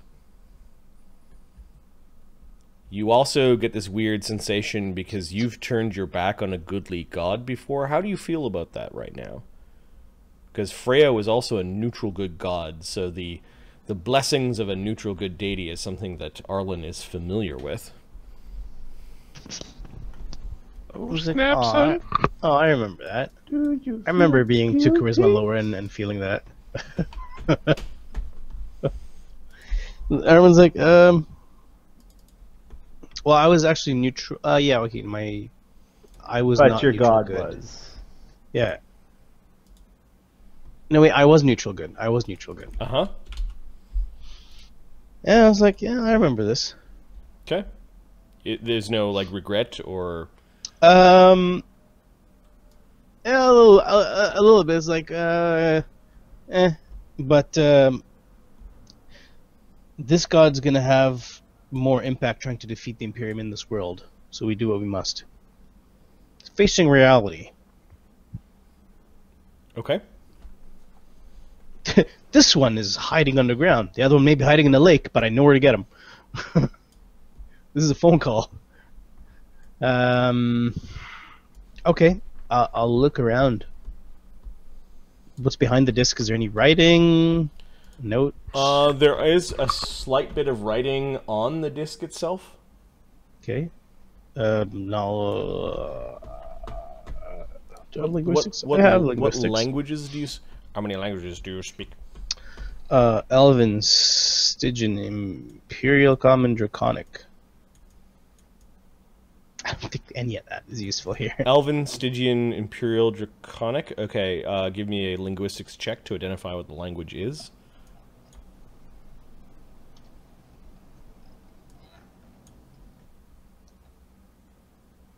Oops.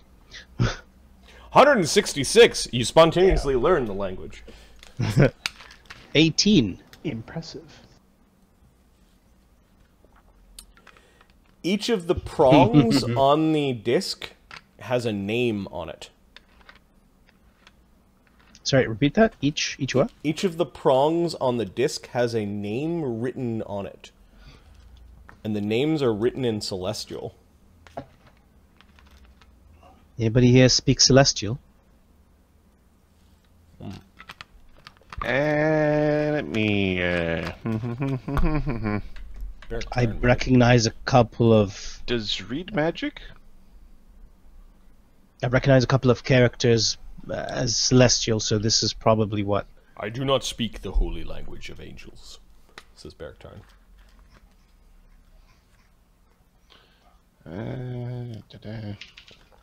I haven't prepared a spell that will allow me to understand this, so. This is a very old disc. This has been around for thousands of years, at least one. Seen multiple prayers. Beautiful temple it was. Hey guys, what's up with the giant head? It is a giant floating bronze Randomly depiction of Pelor that is floating in this underground temple that they found partially submerged in the Giant's Well. They're trying to figure out what the fuck this thing is. Arlen touched it briefly and got the sense that this thing has perhaps been moved from a grand temple that once sung the praises and held the holy worshippers for 1,000 years or more, and now for some reason is glowing quietly, floating in this underground temple. Spellcraft, Marty? Sure. Would this be used as... could this be used like as a battery or as a spell component for something? Seems like it's got a lot of power. A spell component? Not a component, but it could be used to. I want to cast the best daylight spell you ever damn see. Yes, give me a spellcraft check.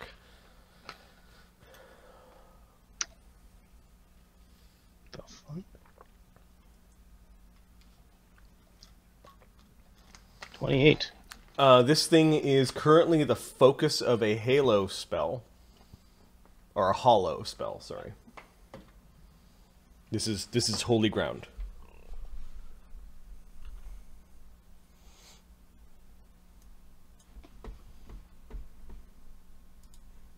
So why would the Count have this here? He followed Pelor? Or just stole it and kept it here? I don't know. He found it? No golems.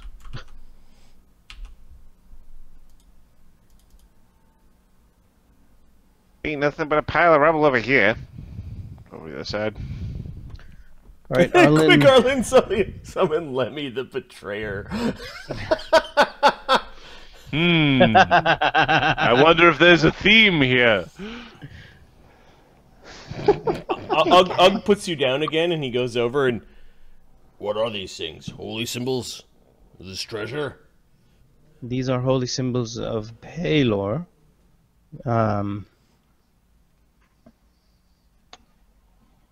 Is it treasure? I guess if it's made out of gold or some of them material. look shiny. Well, if you want to move them I to do not that... think we should take holy symbols from this place. I agree. There might be other things that could be salvaged. Okay. Perhaps Widget, you want to give me a perception check? 7. There's a bunch of bits of wood and shit over here. And Arlen's gonna maybe it's the other tunnel. Did you try around behind the thing inside the center of the powerful spell? I refuse to believe this. You haven't found a thing here. The big glowy head. Ugg, if Big you could, glowy head please. we have found. We'll go around and do our thing. Okay, so he picks you up, and what are you doing? The same, detect magics. Like, how could you not find anything? It's impossible. Yeah, the lights that come in and out are probably blocking you from finding anything magical. There's a minor, I think evocation is light spell.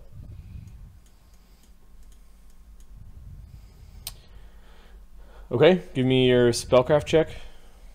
Spellcraft, or you mean perception? I need a spellcraft first. Sure. Detect magic has a spellcraft. Because you're detecting a spell. 16. actively. Okay, It's so it's a magic. yeah, the field of moderate holy ground. Oh, is I'm sort of sorry. Blocking. I move outside the area. Okay, so Ugg brings you outside the area. Yeah. Sorry, I meant I'm going around the same area that a widget went around. Okay, you're double checking widgets. Yeah, it's like there's nothing here. It's like, look, all this crap. Why? Okay, Ugg is actually moving some of the pews this time. If Give me a perception check. I'm not checking behind the big floaty head of doom. 29. Okay, so Ugg kind of moves a pew, and you do notice that there is a slight abjuration coming off of a bronze-looking book.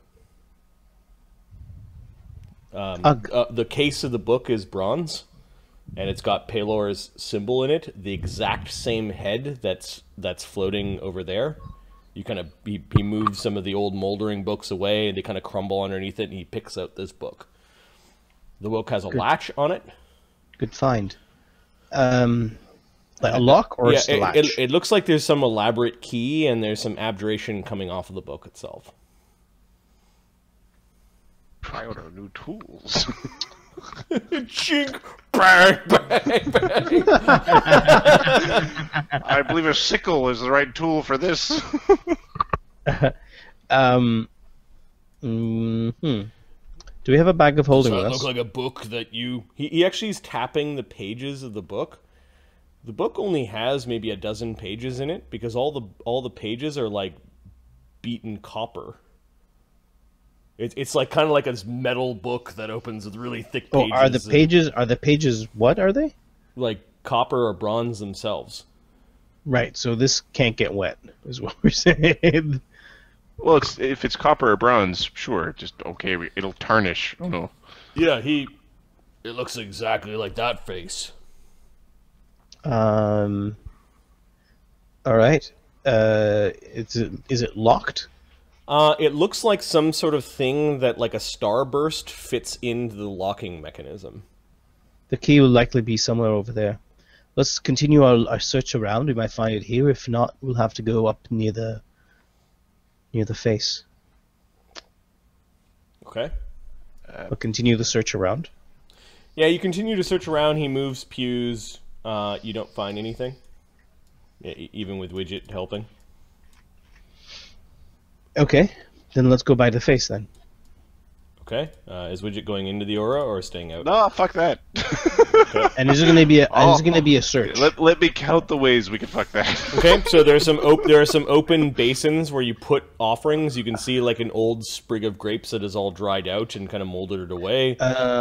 You can see that there might have been wine or something, or some broken and melted tapers and candles. There are those urns. One of the urns is broken, showing you many holy symbols of Pelor of all shapes and sizes. So these symbols... We'll say that there are 6 urns in total. And I will draw said urns. Boo urns. Nah.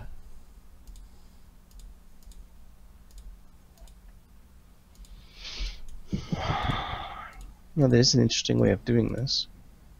I could just heat the metal in most of this area and burn away everything that's not metal and just dry what's remaining. It's a holy temple, says Beraktar.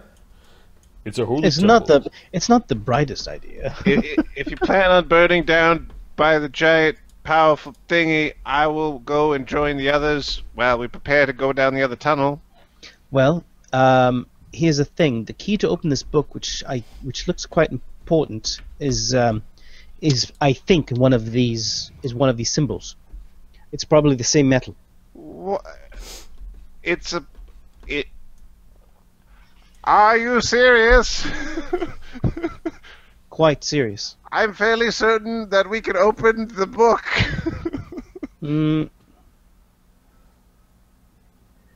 Sure, but I'd like to do it properly. Burning down the holy temple is not properly. No, we're gonna try them. There's wooden ones and there's metal ones. We'll start with the ones that look as shiny as this.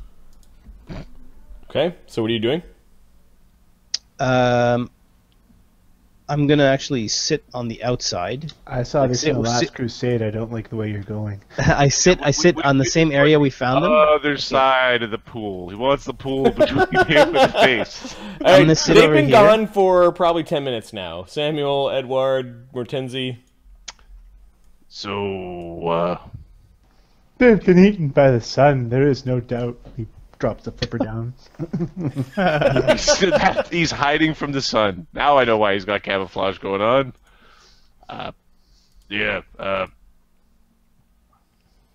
Should we go over there to join them, or maybe look in the other cave? I'm all for looking in the other cave. I'll go to the other cave. Don't go too far. Why can't you swim with them? I'm not the best swimmer. Sam has a +4 with the strength penalty, or with the missing hand. And Edward, with both of his hands, is a +4 because he's not very strong. You know what? All right, why don't we do a race to see who can swim better? That sounds like a plan. Let's see what we can find down the other tunnel. Well, Edward and Sam are going to, in a very wimpish fashion, jiggery pokery, pretend like learn to swim a little bit. Like Yeah. Sam's like, he's got one rank. It's just not. He's just not very good at it. So does Sam, but he's missing a hand. Damn it! Fucking new battery. Why would you have a battery-powered headset connected to a computer? That has a wire. I think we talked about this before. Made fun of it a couple of times. I know. It's gonna only go well for our characters. Well, that was the optimal time to make fun of him. You can't hear.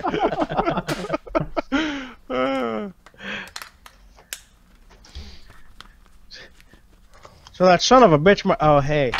Cocksucker, motherfucker. So, Sam is just having a hard time with the hole. He tries to do like a breaststroke, and he just spins in a circle.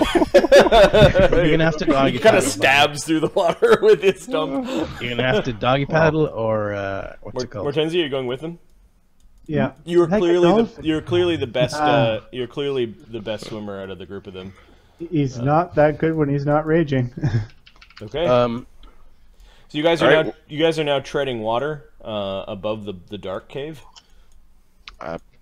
or the cave with no light coming out of it. Oh So god, if the Mortenzi has golem light is spell underwater on and him. just pulls you in the water. Mortenzi's got the light spell that Widget cast on him. So, Okay. so why don't you see if you can touch the bottom? Okay. Swims down. Okay. Are you going into the cave, or are you going down to the bottom in the open He's area? going down to the bottom. That's what he asked. He'll go down to the bottom and swim back What do up. we see at the cave? Okay. Mortenzi, give me a perception check. Do you have dark vision, Mortenzi, or are you low light? I low light. Okay. And a light spell. And the light spell spills into the cave. Yes. What do we see? It definitely goes in. There's definitely like a tunnel. Got a 22 on my perception. tunnel. Yeah, the tunnel goes in, and it seems to go up as well at a slightly different angle, and it looks like kind of a tight fit. For me? Mortenzi? No, not tight fit for Mortenzi. Compared to the big open space that you swam through, it seems much more constricting. Okay, it's not like a friggin' Quonset. It's like a garage. Is this a 2-minute swim? You're not too sure where it comes up. Like, you just swam down, your ears there's Yeah. pressure in your ears, And I you just can could kind of see see the- in. Okay, he swims back up. Okay. What'd you see? Well, there's no sun in there. That's the good news. There's another tunnel. and its dog. Well, why don't we can take a quick peek, but yeah, a quick peek will be okay. Edward Okay. prepares a light spell, one spell through his magus, so he will touch, I don't know, the buckle on his belt. And Sam has dark vision, so he doesn't really need the light. Cool. Bakab, please bless us. He kind of casts a spell, and he's glowing as well. Let us hope. Bakab is the god of learning. He sounds like a... Never mind. He taps him on the back like, I'm doing you a favor by not making the joke. Alright. You know you. It is not a chicken god. You know that your gnome compatriot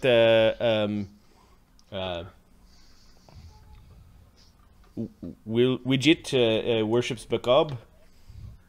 That's right, right? Yep. Yeah. I think Anduin also worships Bakab. He just takes a breath and he's gonna go swim. Sam will go with him. Okay. So Phineas will protect you. I'm going to expose on the right-hand side. Da, da, da, da, da. Adventures with ADD. They're learning crucial lessons. Can you sit there for 10 minutes? No, you can't. Basically, yeah. Sup, champ? Ayo, veo, ayo, home via, re, veo, jarum, bruna, G? Oh, that's Veo, Lex. veo, yeah, that's Lex. Brunin G. Yes.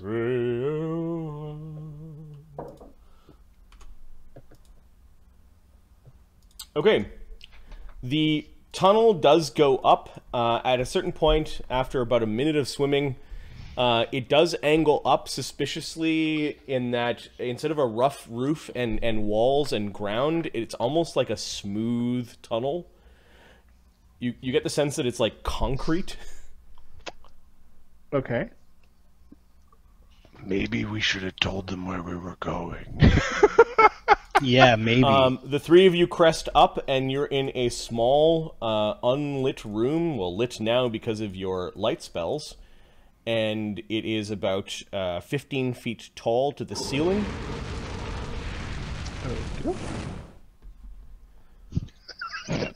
Dick Champion. You're in the golem. Dick Champion, thanks for the follow, man. I appreciate the flashback to Lex. Lex and Farscape are like some of my favorite sci-fi fantasy kind of shows. Screw Star Trek. Let's watch some Lex. Some weird, organic, freaky sci-fi. All right, and then Farscape is just like the PG version of that. So, you guys are in a room. It does look like it has been roughly smoothed out of the stone, like it's been constructed. There are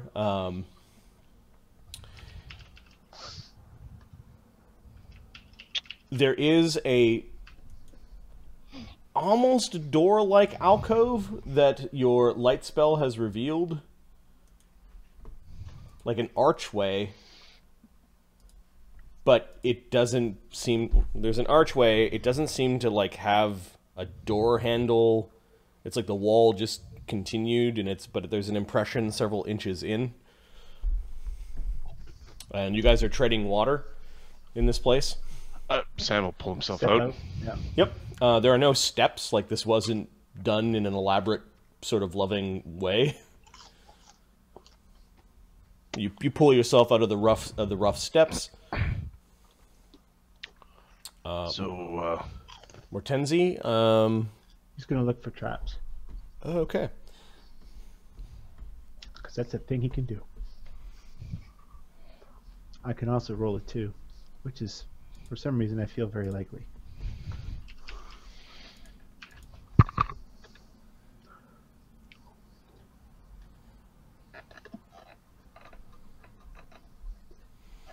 Okay, I need a perception check. 16. A little better than I thought with a 4. Nothing seems to be dangerous here. Totally safe. And he's gonna just think it's an illusion and try and walk through. Okay, Mackenzie fucking walks into a wall. This illusion is strong. Give me another perception check, Mortenzi, as you bumped into a stone wall. Revealed With something? his rogue bonus for traps or doors. Sure. All right. 29 this time. You're pretty sure that you made the wall move in, like the door might be like a stone slab, kind of up on its front, and it moved in. With your 29, it's like it moved in. So if you're facing it, the hinge would be at the bottom. It's like you pushed the top in.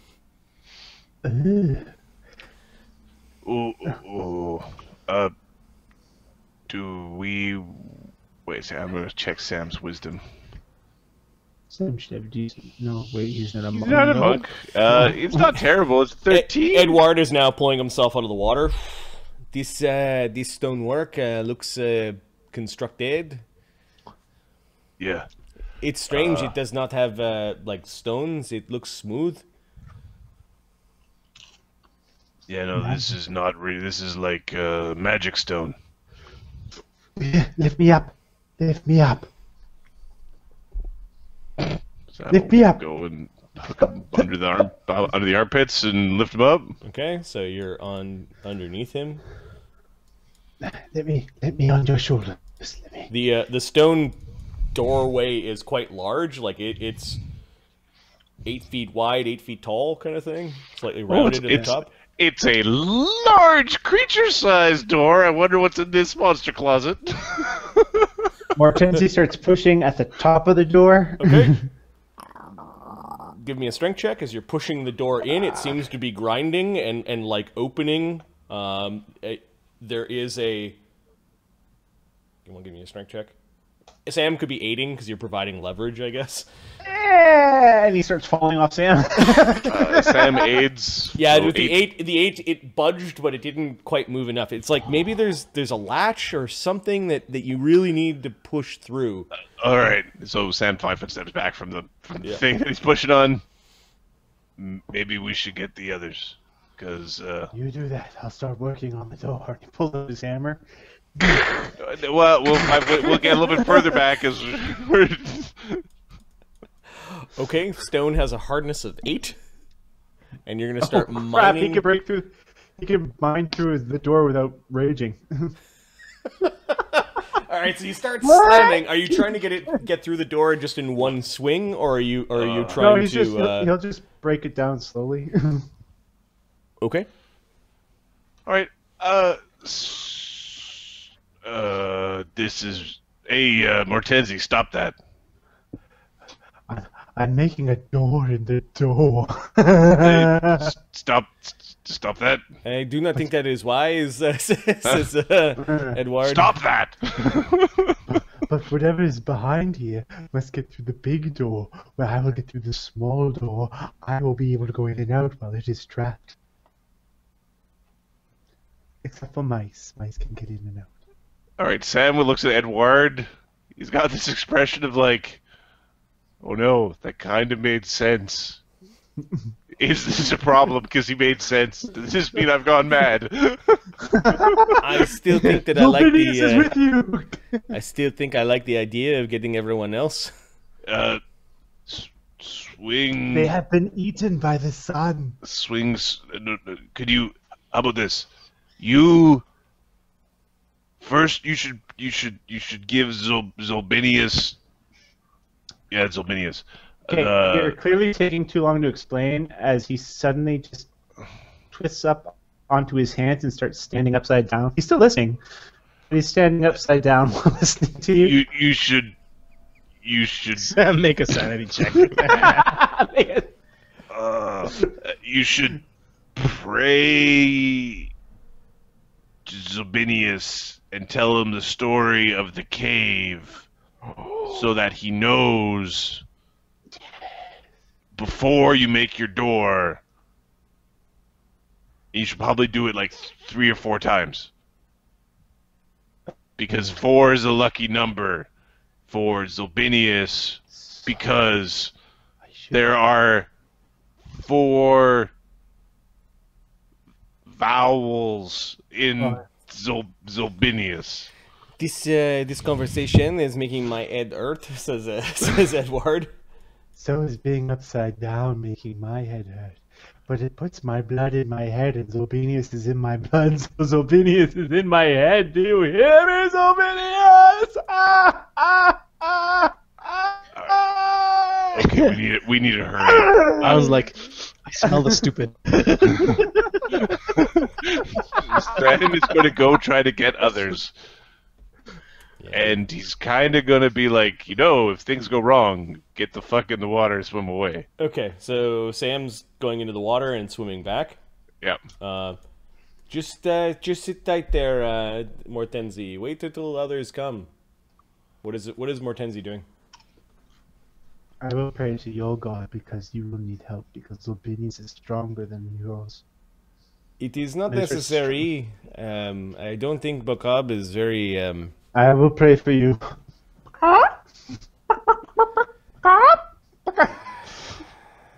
Give me the strength. Give me the strength not to smite down this heathen. this near illiterate mad gnome. He does not know what he says. Rub me in salt. Roast me and delicious. Okay, so you did strike the wall once. I want you to roll a d3. 1, something bad happens. 3 is okay. Oh no! Okay. Adventure comes to us. At this point, you must have that last strike. There must be something kind of pulling it down, or but the door just starts falling on its own. There is a massive change in pressure as air kind of blasts into the room.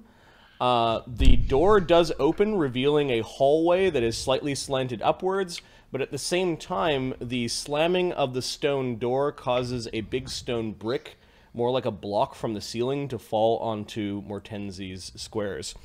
So I need actually it's an attack roll against your flat-footed AC, Mortenzi. He doesn't get flat-footed because he's a barbarian? Right, and you might have trap sense, which applies to the AC. I do have trap sense, yes. Okay. As a considerable sized stone block is now falling from the ceiling. It's not a solid square block, but it is a slab that is pushed down by the intricate trap. And it's falling on your head.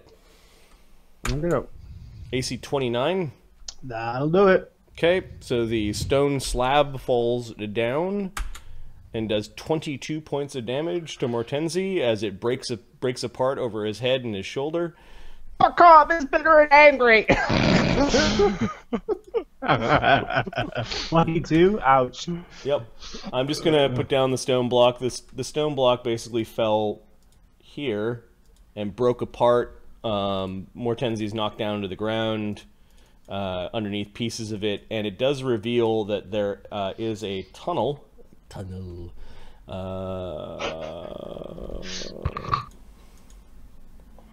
that leads kind of upwards at an angle. Kind of like a ramp. Marty. Yep. This was the best trolley non-temple temple that you had. Like, Ahmed would have been here for like 2 full sessions trying to figure out this room. So the door is lying that way. You kind of pushed it down. The trap doesn't look like it's going to reset unless there's unknown magic, but you do see that there is a ramp leading up. Curse my rogue powers. That door system and trap system, by the way, is very common in the pyramids. Except the door's upside down, the hinge is at the top usually. Insane. Mortani's gonna sneak up the ramp. Okay. What rogue talents do you have? Oh, talents? Martenzi got rocked. He does not have trap finding, if that's what you're asking. Okay. So you're sneaking up the ramp?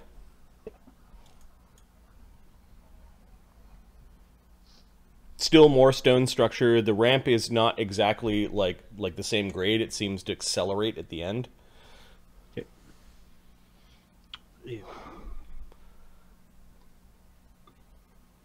Why do I feel a boulder coming through? All right. Mortenzi sets off another trap. This time there are crossbow bolts clicking from the walls and kind of peppering the entire hallway. So, if anybody's ever read any of the D&D comic books out there, there's a few of them. There's always I don't have a rogue, I've got a barbarian, and you use them to set off all the traps. That's what's happening right That's now. what we're doing. Yeah. All right, AC 28 as you get hit by multiple crossbow bolts that are flicking out of... Hit. And that does a total of 5d8 damage Damn. for 18 damage. Oh, fuck. Ow. Tenzi need a nap. Tenzi's not even bloodied. Oh, killed Arlen.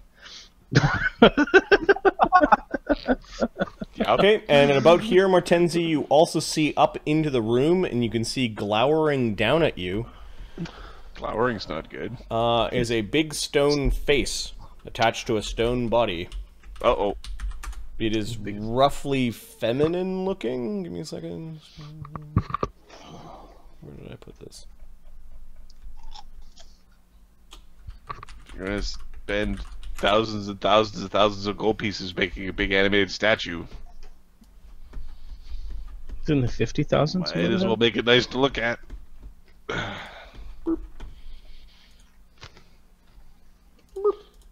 Oh. Balls. So, run, Edward, run! So, this was a couple of moments after Sam left, so Sam is still halfway in his swim back to the main central chamber. Let's go figure out what the other guys are doing for a moment. You want me to tell you? You want me to tell you what we're doing? Yeah. We're going through every holy symbol. Yeah. Not it. Not it. Not it.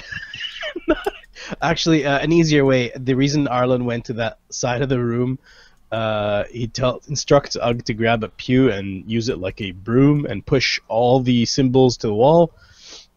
And he's gonna detect magic over them and just pick the magic ones out. So Ugg goes and picks up the spilled holy symbols into, like, he tips one of the urns that's broken upside down and pulls the rest of the holy symbols in there. Some of them still have strings and chains on them, so he handfuls a bunch of them, and he comes wandering back. He spills that down in front of you. He breaks the urn as he spills that part, and then he goes back and just picks up the other urns. And Yeah, that's fine. Sure, whatever is easiest. Why are we... But... This has value before you break it. Find the lock, and it's much more valuable. We're just gonna sit at the edge of the... Like, gonna sit and put his feet in the pool. Beric Tarn is kneeling before the god, and probably asking for forgiveness or trying to speak to Bahamut through Palor. You hear him saying something along the lines of Bahamut is the dragon of light. He is the one that is your ally. Forgive the transgressions of my companions. They do not know what they do. Years over there should know what he does.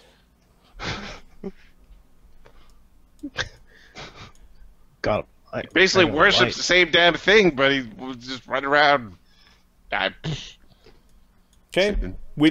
Kicking the puddle with his feet. You're kind of like, the water's kind of nice. It's a little bit cooler. It was a summer day.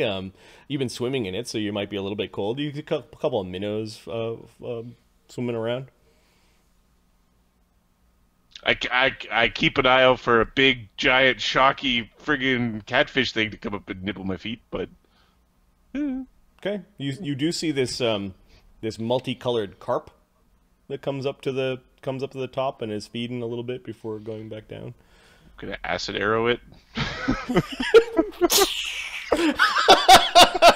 Okay, so that's one dead carp if you don't critical miss yourself. I don't know. Sorry, acid splash. The diminutive creature is probably AC critical 14. Threat? Oh yeah, fuck you. This is a corpse of a blasted Critical hit. carp. You monster. Okay, Ugg and Arlen are searching through the urns. He opens up another urn and spills all these things down. It's effectively what you're doing is assuming that it's kind of like hide the key in the jar of nails. Yep. Yeah, correct. And Arlen's detecting magic on them. Okay, let's see if there's anything significant in which urn is there something significant. Actually, D3. How many significant things do you find? 3. In which urns do they appear? 3d6. Okay, you'll be here for a while. Fuck.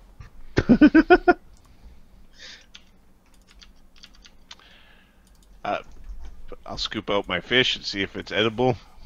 Acid splash it. Not anymore. No, it's gone. It's a horrible skeleton. Not a great hunting spell. Maybe the fire one next time. Okay, by this time you've searched through the first urn and the second urn. They've swam into the tunnel. They fucked around a little bit. You're searching the third urn. Now Sam is swimming back. He's about halfway back through his swim to get to the main chamber.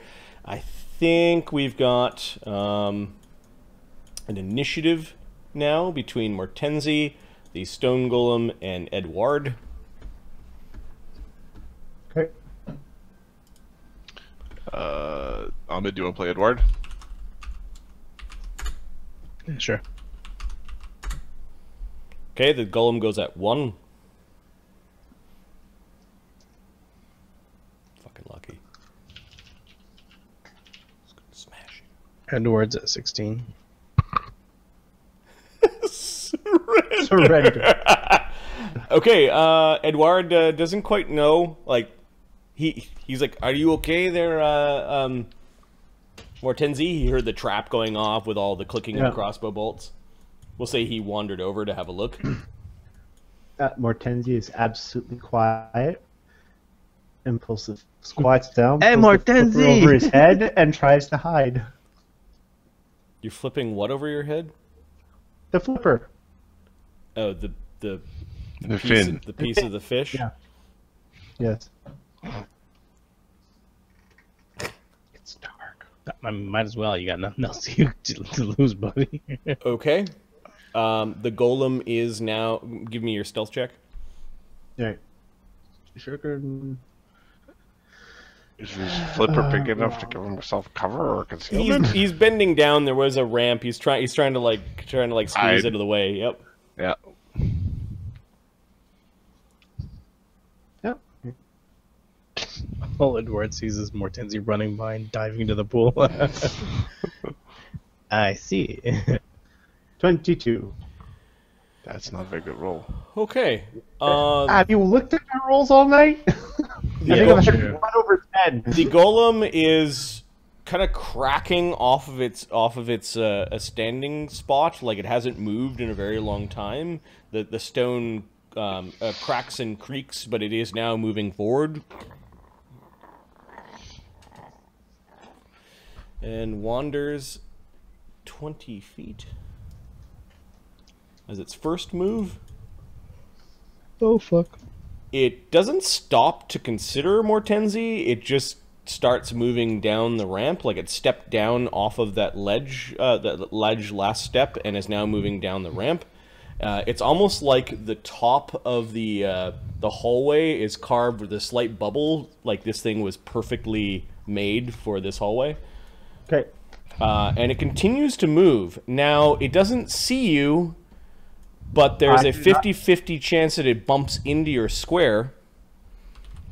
So if I roll a 51 or higher, it stops because it bumps into something. It stops there because it bumps into Mortenzi, and then now its stone grinds down and is now looking down at you.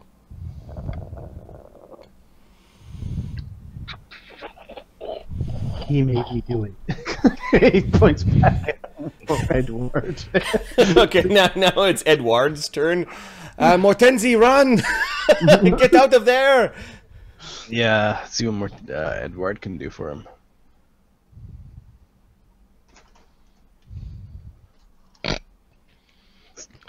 It's a mighty pickle of a jam you found yourself in there over there with the ones who went out waiting for 5 damn minutes.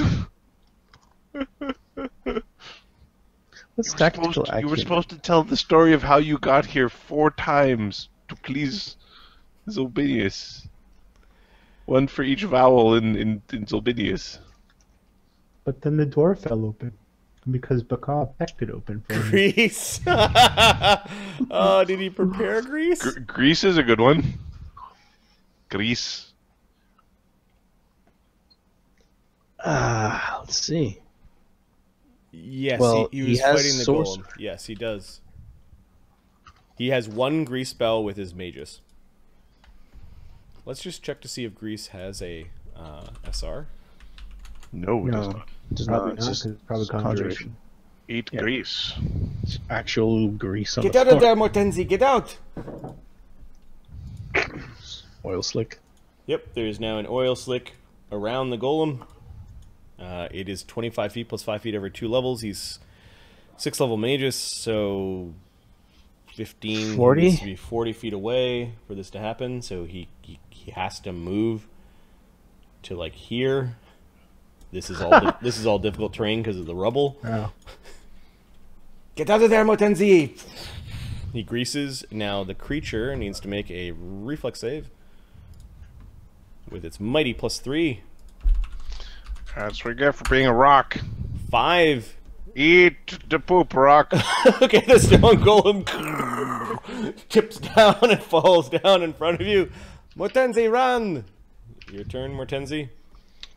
Tenzi's gonna run away. Okay. Difficult terrain. Okay. It will take its AOO. Bye-bye, Mortenzi. +22, -4. Doesn't hit that hard. The slow swim will suck.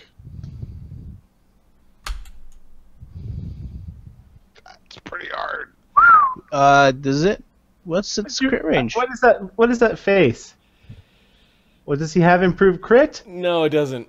Okay, well then don't make that face. What's with your face? What's wrong with your face? I was making the face because AC 37. Then I saw the 19, and then I was like, "Does it have the improved crit or not?" It did. It did punch you as it was falling for 20 points of damage. Okay. Ow. Ow. Is Mortenzi still up? Oh yeah, he's still up. Another 20? Something like that? Yep. Okay. He's got 60 damage now. All right. I believe it's the stone golem's turn now. It stands from prone and then tries to move through the grease. Things with no brains don't tend to have very good abilities or the skills because they have like 0 intelligence. Yep. 1d20 -1. 8. It makes no progress. It has to make a reflex save or fall prone. Oh, right. +3. 21. Okay, it doesn't fall prone. So it makes no progress. It's sort of spinning its wheels. Yep. So it stood and made no progress, but it's trying to move forward, and it's slipping on the grease spell. Can you make the swim? Ow. Is what Edward says. Okay. Is that a yes or I no, Mortenzi? Wait. Yes, we swim. Okay, he listened to the air for a second. Okay. Edward's just jumping into the water. Yeah, so it's more dead. All right, then it's the creature's turn. I know you guys are swimming, but you might catch a glimpse of it as you're swimming away. It's acrobatics check. It then failed by 5, so I think it fell down. You heard it. You heard it falling. I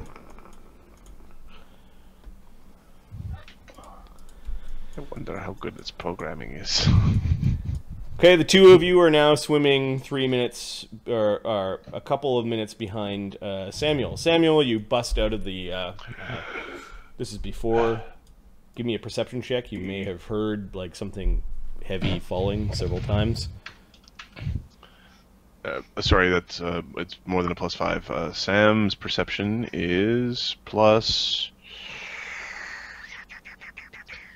+9. So 13. No, you didn't quite hear what was going on. All right, you should be done the first one. I got 3 more times through the story. Hey, Marty, just a quick thing. I'm looking at VC and I see, not VC, sorry, Twitch, and I see on the screen that the map has many horizontal and vertical black lines.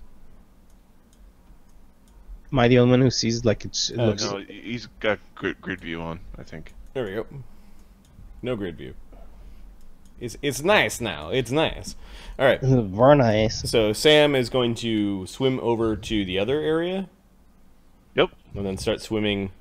He probably takes like 30 seconds or a minute before like going. Okay. Mortenzi and Edward crest out of the water behind you. You woke up the fucking golem, didn't you? Yeah, the thing fell open and there was a tunnel and he got pink cushioned and then the golem came and smashed. Was not my fault. It was Bacab's fault. It was not Bacab. Bacab dropped a stone on my head. Alright, you go get him to the fish. Come over here, I will apply some healing to you, although I don't think I should, given what you have said about Bacab. Apply your shocking grasp as a healing spell. Alright, Sam, a minute later, crests above the water here. You guys have searched through the 4th urn. In the 4th urn, you found something magical. You found a magic holy symbol of Palor. Gonna switch gods again? I have seen a lot of temples, and you're in here fucking looting a temple. When I'm looking for the golem is trying to kill us, right? You're just in here looting a temple. Widget's feet are just going like this in the water.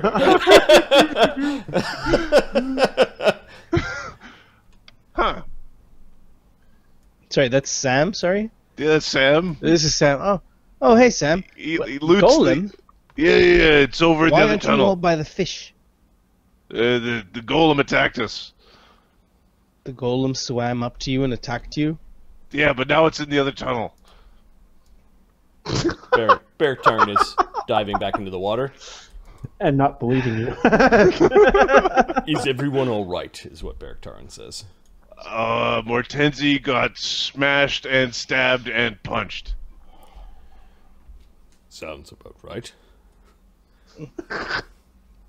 And I'm missing a hand. Is anyone in immediate danger?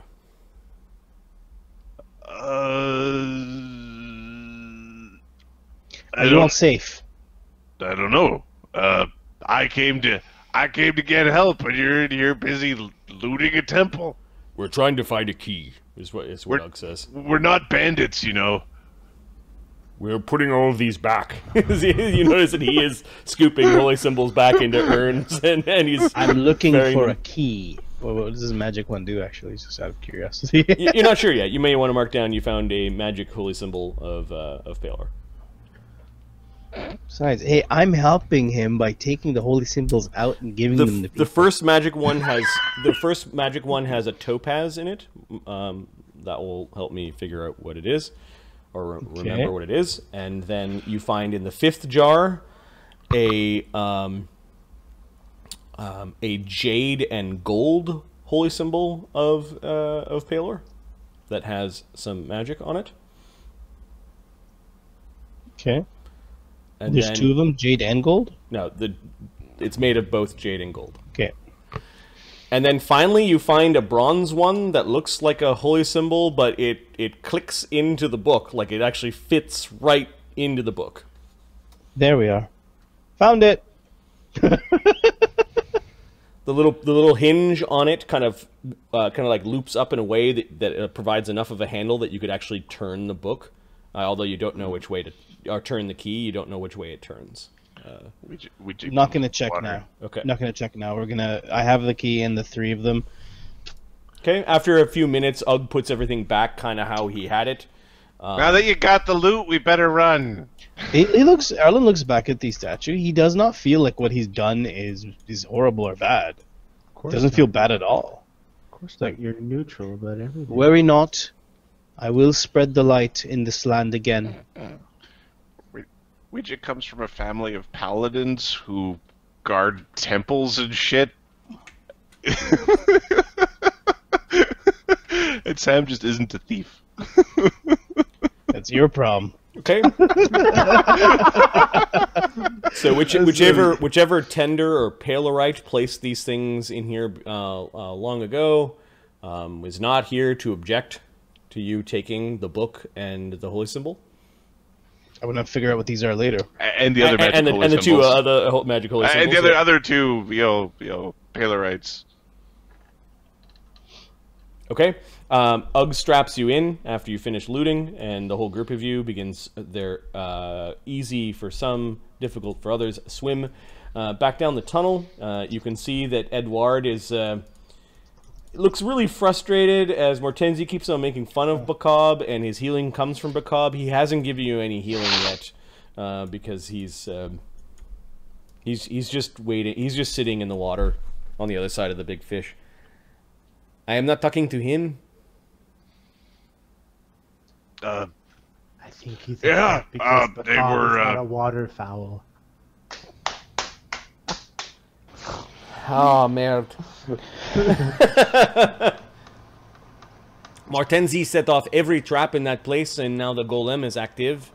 You're welcome. I only had one grease spell, and I used it to make the golem fall down. By this time, however, it will be gone.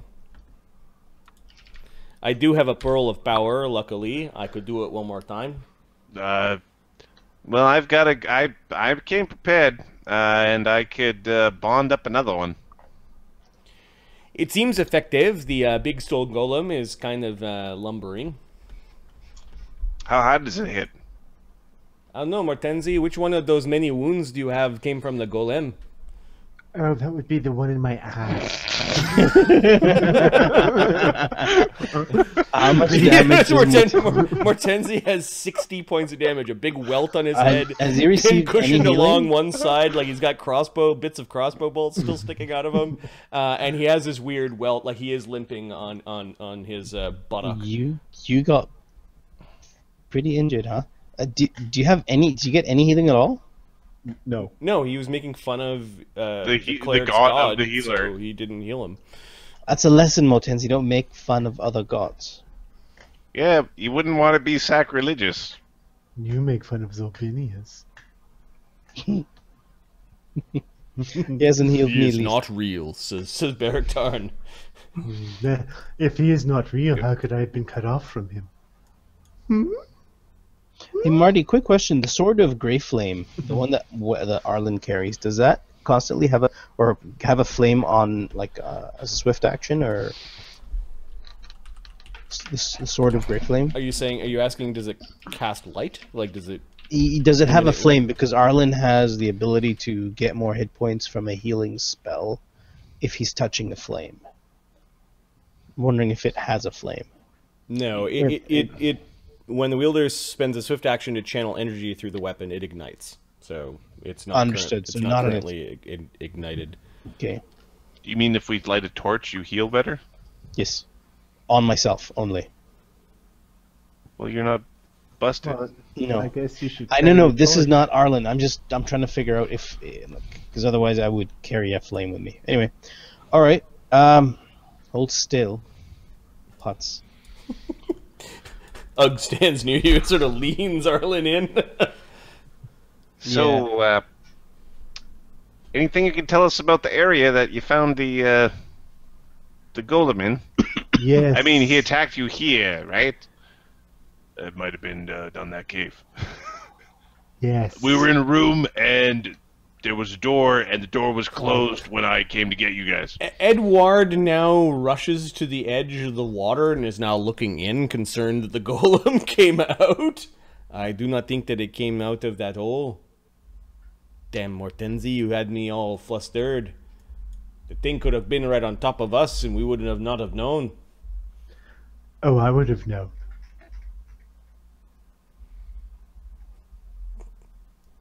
Just such dick. You would have been screaming. Okay, so 1. Edward does not want to be near Mortenzi for the rest of the day. He has had sufficient amounts of Mortenzi he's up this to day. here with his Mortenzi cup is full.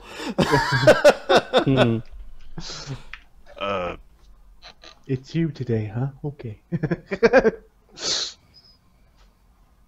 3. Okay. So you're channeling your energies into Mortenzi? Arlen? Yeah, so 5d8 plus 21. This is multiple spells, I'm guessing? Yeah, it's 3 firsts and 4 Second. 3 firsts and 1 second. So you have 44. Alright, hold on. 44? Yeah. 44 leaves me with 16 damage.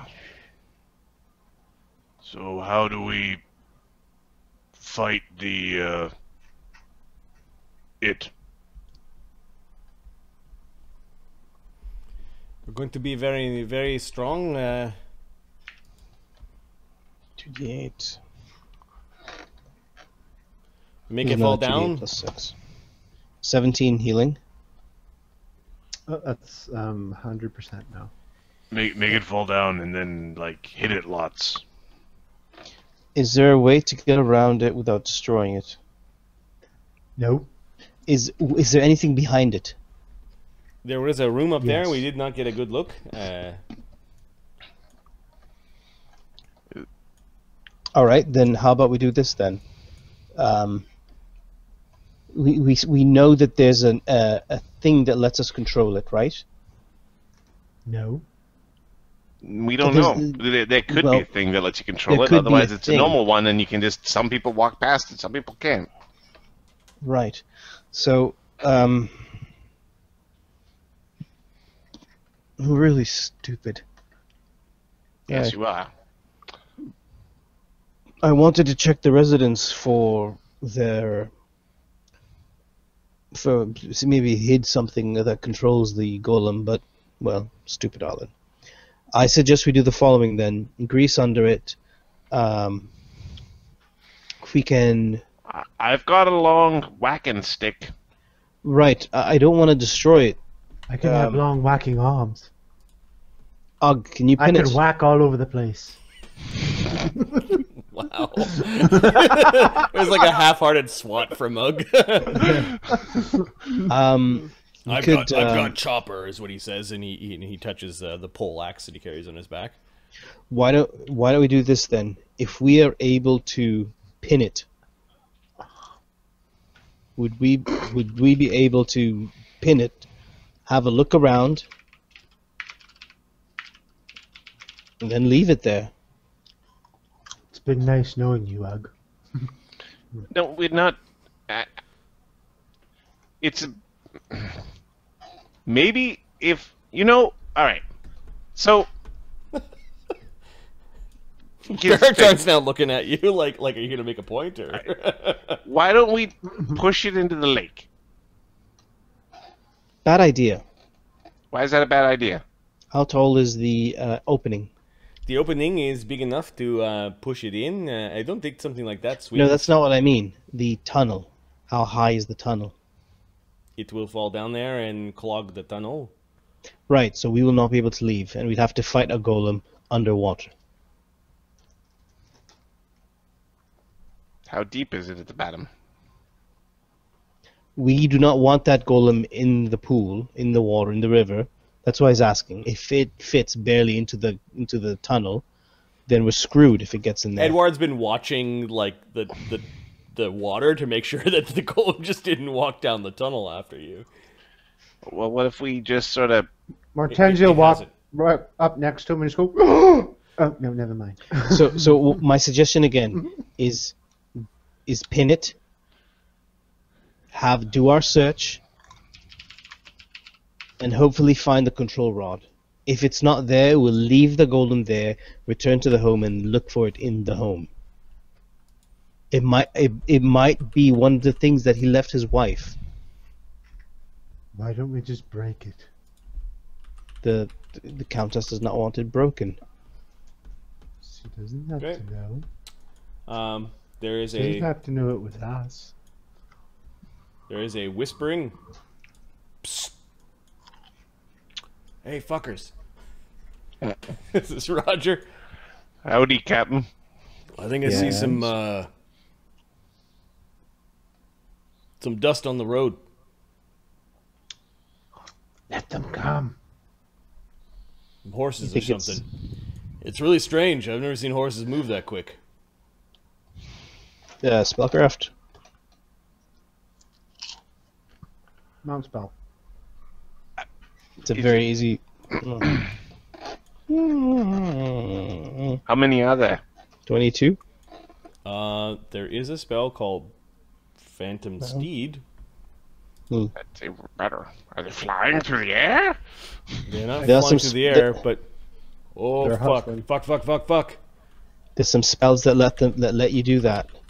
Oh, Hide yourself or come down Should here. I cut the rope? What should I do with your chair? Just down. throw it down and cut the rope. So you see, there's a shadow, and Arlen's wheelchair is being hucked into the water. It hits the water and is now sinking all the way down. For a brief moment, you thought it might float, but it. Throw the rope down. You see the rope go kind of slack, and then it's falling into the water. Yep. Yeah. For fuck's sake, Widget's gonna go get the rope. Forget the chair, asshole. Let them come. There's a golem to fight. Jump. For the five-faced god! Ah! That's all we do. Spring break. An 80-foot fall, I think, will do some damage. I think, I like think the normal 43 rule or for something water like that. is half subdual, like one d6 And subdual I think there's a chunk that goes off. So I think that Yeah. a 100-foot fall becomes 73, something like that. Yeah, We'll go with that. He took 15 non-lethal damage as he smacked the water. Pink belly, pink belly. And then Roger's swim. I made him jump before I looked. Oh no! Roger drowns. No, +8 -1 for his Water. chain.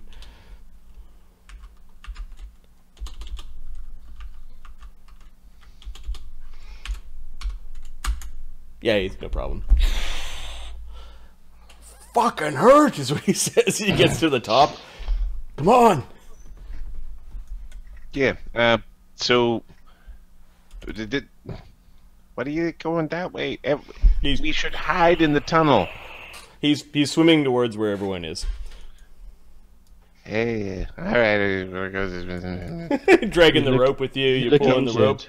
Arlen hit him yeah. with a wand. I couldn't count how many, but they were moving really quick. I mean, like, really, really quick. Roger, come here. How long do we have? I don't know. I've never seen something move that fast. They're like super horses or something. 11 healing. Oh wait, is it double? Does he get double healing? No. But if you channel, then... No, I was using a wand. Okay. 11. He's got 4 non-lethal. Thanks, man. So, No problem. Yeah, praise whatever. Okay, so... Praise the wand. he Praise looks the at the classes made wand. this. Do I have to? No. So Should we hide? This is Barrack Probably. time. Probably, I'd go hide in the Holy Temple and play whack-a-mole. If they don't know where they're going to go to the Light Fest just like us. If they do know where they're going, then they will show up for a few minutes, and then, after an hour, we'll go see what the Bring goal. the fish. Bring the fish. I guess we gotta bring something to eat, right? They'll anyone know. bring They'll food? know. They'll know someone who's. I can make food. That's fine. They'll know. Adventurous. Do you have a bow? No. Do you have a bow? Do you have a rock you could throw? No, I don't have a rock I could throw. Do you have like a pointy stick or something? No, I punch stuff. I got one hand. I'm a gladiator. What temple? That's what he's saying. Bring the fish. We don't want to be obvious that we were here. Okay, so the group of you are now swimming, dragging the dead fish, To the temple. and your rope. If someone could bring my chair, it'd be appreciated. Sure. Hortensia lets it Please. float to the bottom. The chair's already at the bottom. Okay. It'll be safe. It's like the trash. It's like the shopping cart. cart. Shopping cart in the How did in that the get river. here? exactly. What Exactly. Okay, so the group is swimming. I think all of you can make this swim, dragging and pushing the fish along, and eventually you crest into the water, and you've got an unknown threat that has come on fast steeds. Phantom Steed is a 3rd level arcane spell. Hey, Da-da-da. it's nice up here. Yeah, it's No, it's awful. Arlen opens the book. Okay. Might as well. The book has, give me a second.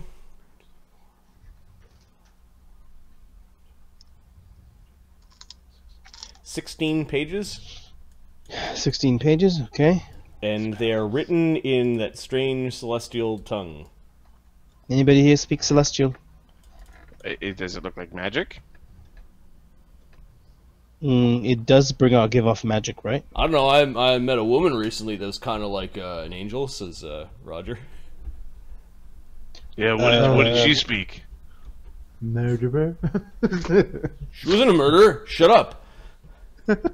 Good point. I could. I detect magic on the pages.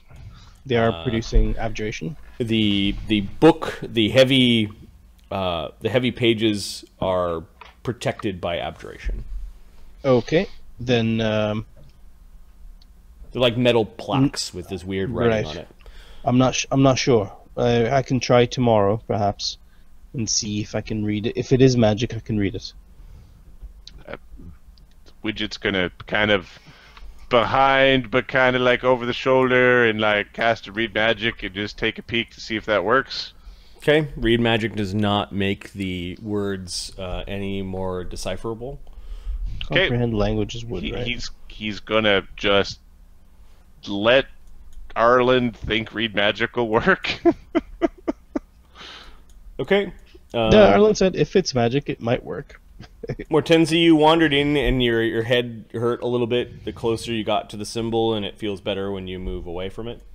Yeah, he hides inside the fish's mouth Okay. Mortenzi climbs inside the and den. closes the mouth. You fit in there, man. It's a large creature. You climb inside. He then pokes a hole, like Yep. pokes the eye out from the inside, so he can look out. All right, Mortenzi's hiding in fish. All right, so let's get ready for game of whack-a-mole. Right. He's got his hammer. out. Arlen's gonna. I'd prefer to be in there. It'll make it just better. In here. Arlen wants to be in here somewhere. If that's all right. Okay, Edward will join. He's tired of Mortenzi's. I suggest setting up some of the pews as cover. He's gonna go hang out with Widget. I Barrack does that. He moves a couple of the pews, and Roger probably likes some cover. Roger Yep. will love some cover.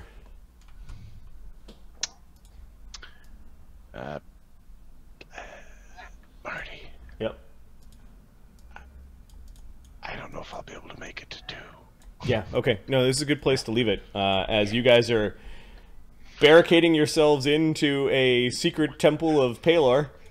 We are the worst adventurers Ever. ever. I enjoyed this session. This session was pleasant. Sometimes the problem is, how do you not get eaten by the... Like, we did a good job with that CR6 fish, because if one of us would have just jumped in that, like, if we would have went, like, feather fall, whee, down the pit, we would have got destroyed by that fish. Oh, you're stunned in the water. Oh, you're stunned and underwater? Oh, take your no actions underwater. Oh, that's fun. Yeah. You get to breathe? Did you hold your breath when you landed and then got zapped? No. Yeah, that fish was mean. There are some mean things about this. Yeah, you weren't told about the big fish that lived in the water, but It could be new. But now you have to worry about whether or not Hortensia peed inside the fish when we cook it later. Circa, the mystical orc, you've come to give a prophecy that will affect the game for the party, good or bad. Do you test your luck and hear your fate? Sure, why not? Why the hell Go not? for it. Sure. Fate, fate, fate.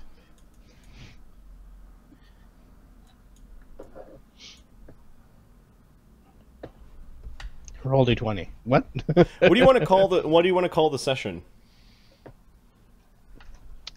Gone fishing. Tumbling with the fishes. Thieves. If silence is thanks enough. I like gone fishing. That's actually Gone fish is actually the one that would get my vote. Yep. Could you not wait 10 minutes for me to get the rest of the party? The answer is no. No, we could not. No, we could not. Nope. Okay. I will add the XP up for these guys on the side. Have Roderick cast Gentle Repose in the fish. It's a new home. I was like, gone fishing was pretty good. It wasn't that funny though. Oh, that's funny. Alright, there. That's funny. No. Not Gentle Repose. Animate dead. It spits out a crazy gnome every now and then.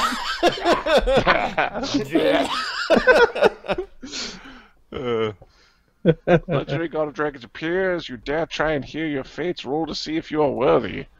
Is that a D20? I say 100. 49.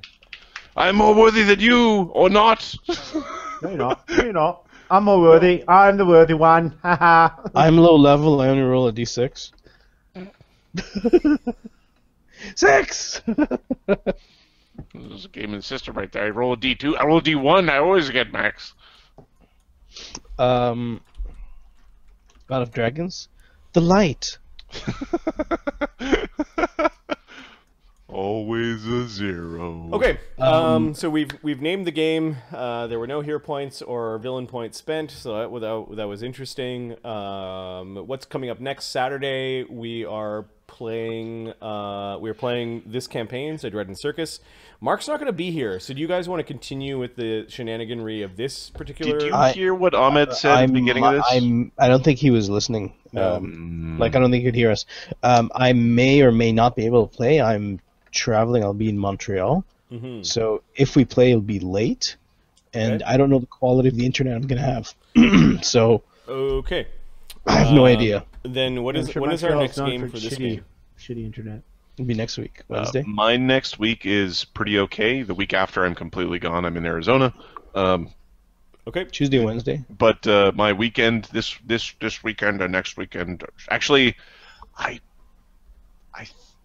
shh, don't tell anyone. I think my wife might be out of holidays until November, which means my Saturdays are now pretty much all A-okay. Got it. Okay, so we'll play maybe on Saturday, definitely on Wednesday next week. Yes. I'm going to be working again. We're going into shutdown. I got the following Saturday, though. I'm good. Marty, I'm getting 3 con and 2 decks added to Arlen. Just cuz. Hey, the chat don't says want so. to buy- The chat, I don't the want to chat buy this 2 says con. so. And it's a god of dragons. I Come really on. need the +3 con and +2 dexterity because Marty is entering into like middle age penalties. I need the minus 30 pounds is what I need. Right. Minus 30 pounds? All right. You got a deal. Minus 30 pounds. So Wednesday next week, and then we'll do the final team match for season 1 of the Conclave of Crimson Scale on the 28th. I want to close out the season because the 2nd and 3rd and 4th are basically us exploring. That's of August, exploring Pathfinder playtest. We'll start the mini campaign and make characters and see what that thing is like. Again, we're not going to replace our existing campaigns, but we will carve out a little chunk as we transition from season 1 to season 2 to investigate what the fuck Paizo is doing with Pathfinder, because we're all fucking curious. And we will do the character generation and actually start playing and fuddle through the rules on stream so you guys can experience the learning curve with us, and you know. Oh, you just wait for the. Do I add 2 to this? There'll be What happens riveting when- streams, right? I want to hit him in the head with a loaf of bread. How do I do this? To be honest, I'm really interested in seeing what they've done with feats and general, like just the base characters, what they've done to the characters, because there's some broken shit like alchemists. Alchemists What are did you do now to part of alchemists? core, and goblins are now part of core race, and they have completely overhauled action economy for combat. So those are the things that we're going to furiously, feverishly going over on Thursday Action night. economy. Action economy is different. Interesting. Combat and actions are different. Right. Okay. The way you min-maxed Pathfinder was effectively the same way you min-maxed 3.5, which was maximizing actions. So getting the most out of your action set. Getting 2 spells off and around, and Getting 2 extra spells attacks off, and full Summoning round quicken, attack. twice, extra and there's a attacks. Quicken Yeah. summon. Yeah, those are the things. That's what made Mythic so powerful, is because it gave you an extra action. Like that one extra action is what. An extra Like- standard is just like, oh my god. And then for the other campaign with the other players that you have not met yet, we're still on track for middle of the month to start that campaign. I'm targeting around August 14th. So there's some good stuff that's coming. Basically, the end of Season 1 for Dread and Circus will be over the next 2 weeks. Pathfinder playtest will play, and then we'll start a new campaign in addition to starting Season 2 of Dread and Circus. I hope you guys have enjoyed this as much as we do. Thanks for stopping by, both our regulars and some new folks in the channel. Skorka, really cool to see you doing stuff. Do you meet the God of Dragons, Miss? Know how to dodge a question. That's awesome. Yes. Welcome to the channel, and I'm glad that you've discovered our dice bot and rolling. Some of us have skipped dinner. I had D&D for dinner, so I'm going to go eat. It's like 10 p.m. here, and the other guys are on the East Coast, so it's 1 a.m. there. Good seeing all of you, and we'll see you maybe Saturday, if not Wednesday, for this campaign. And if not Saturday, I will stream anyways. Maybe we'll do some Baldur's Gate or more prep for some of the campaigns. Cool. So Microscope, yeah, Microscope I think is a thing that I want to do in person. Now the guys are down in Seattle at the end, near mid-end of September, end of September-ish. So Microscope to create the campaign world for the next campaign, I think is a thing we should do. Unfortunately, Pathfinder playtest comes out early August, and I want to jump on that right away just to see what it's like. So maybe we just try to learn the rules in those 3 days, and then we use Microscope later on to create a campaign world and then actually build a campaign. They have a very structured playtest. They've got a module with different encounters at different levels, and you're supposed to give your feedback at certain intervals. It's kind of like to try to keep the feedback to Paizo sane. Like this week we're doing level 1. What do you think about level 1? This week we're doing level 3 to 5. What do you think about this power level? So we will do that. Awesome. Okay, I'm ending the stream. Good night, everyone. Hope you guys enjoy this as much as we did. Peace. Thanks, Marty. Boom. Bye bye. Thanks, Marty. You're welcome. You're the best, Marty. Can I have some con?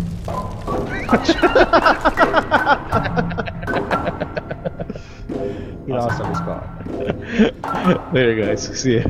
You can always train your con.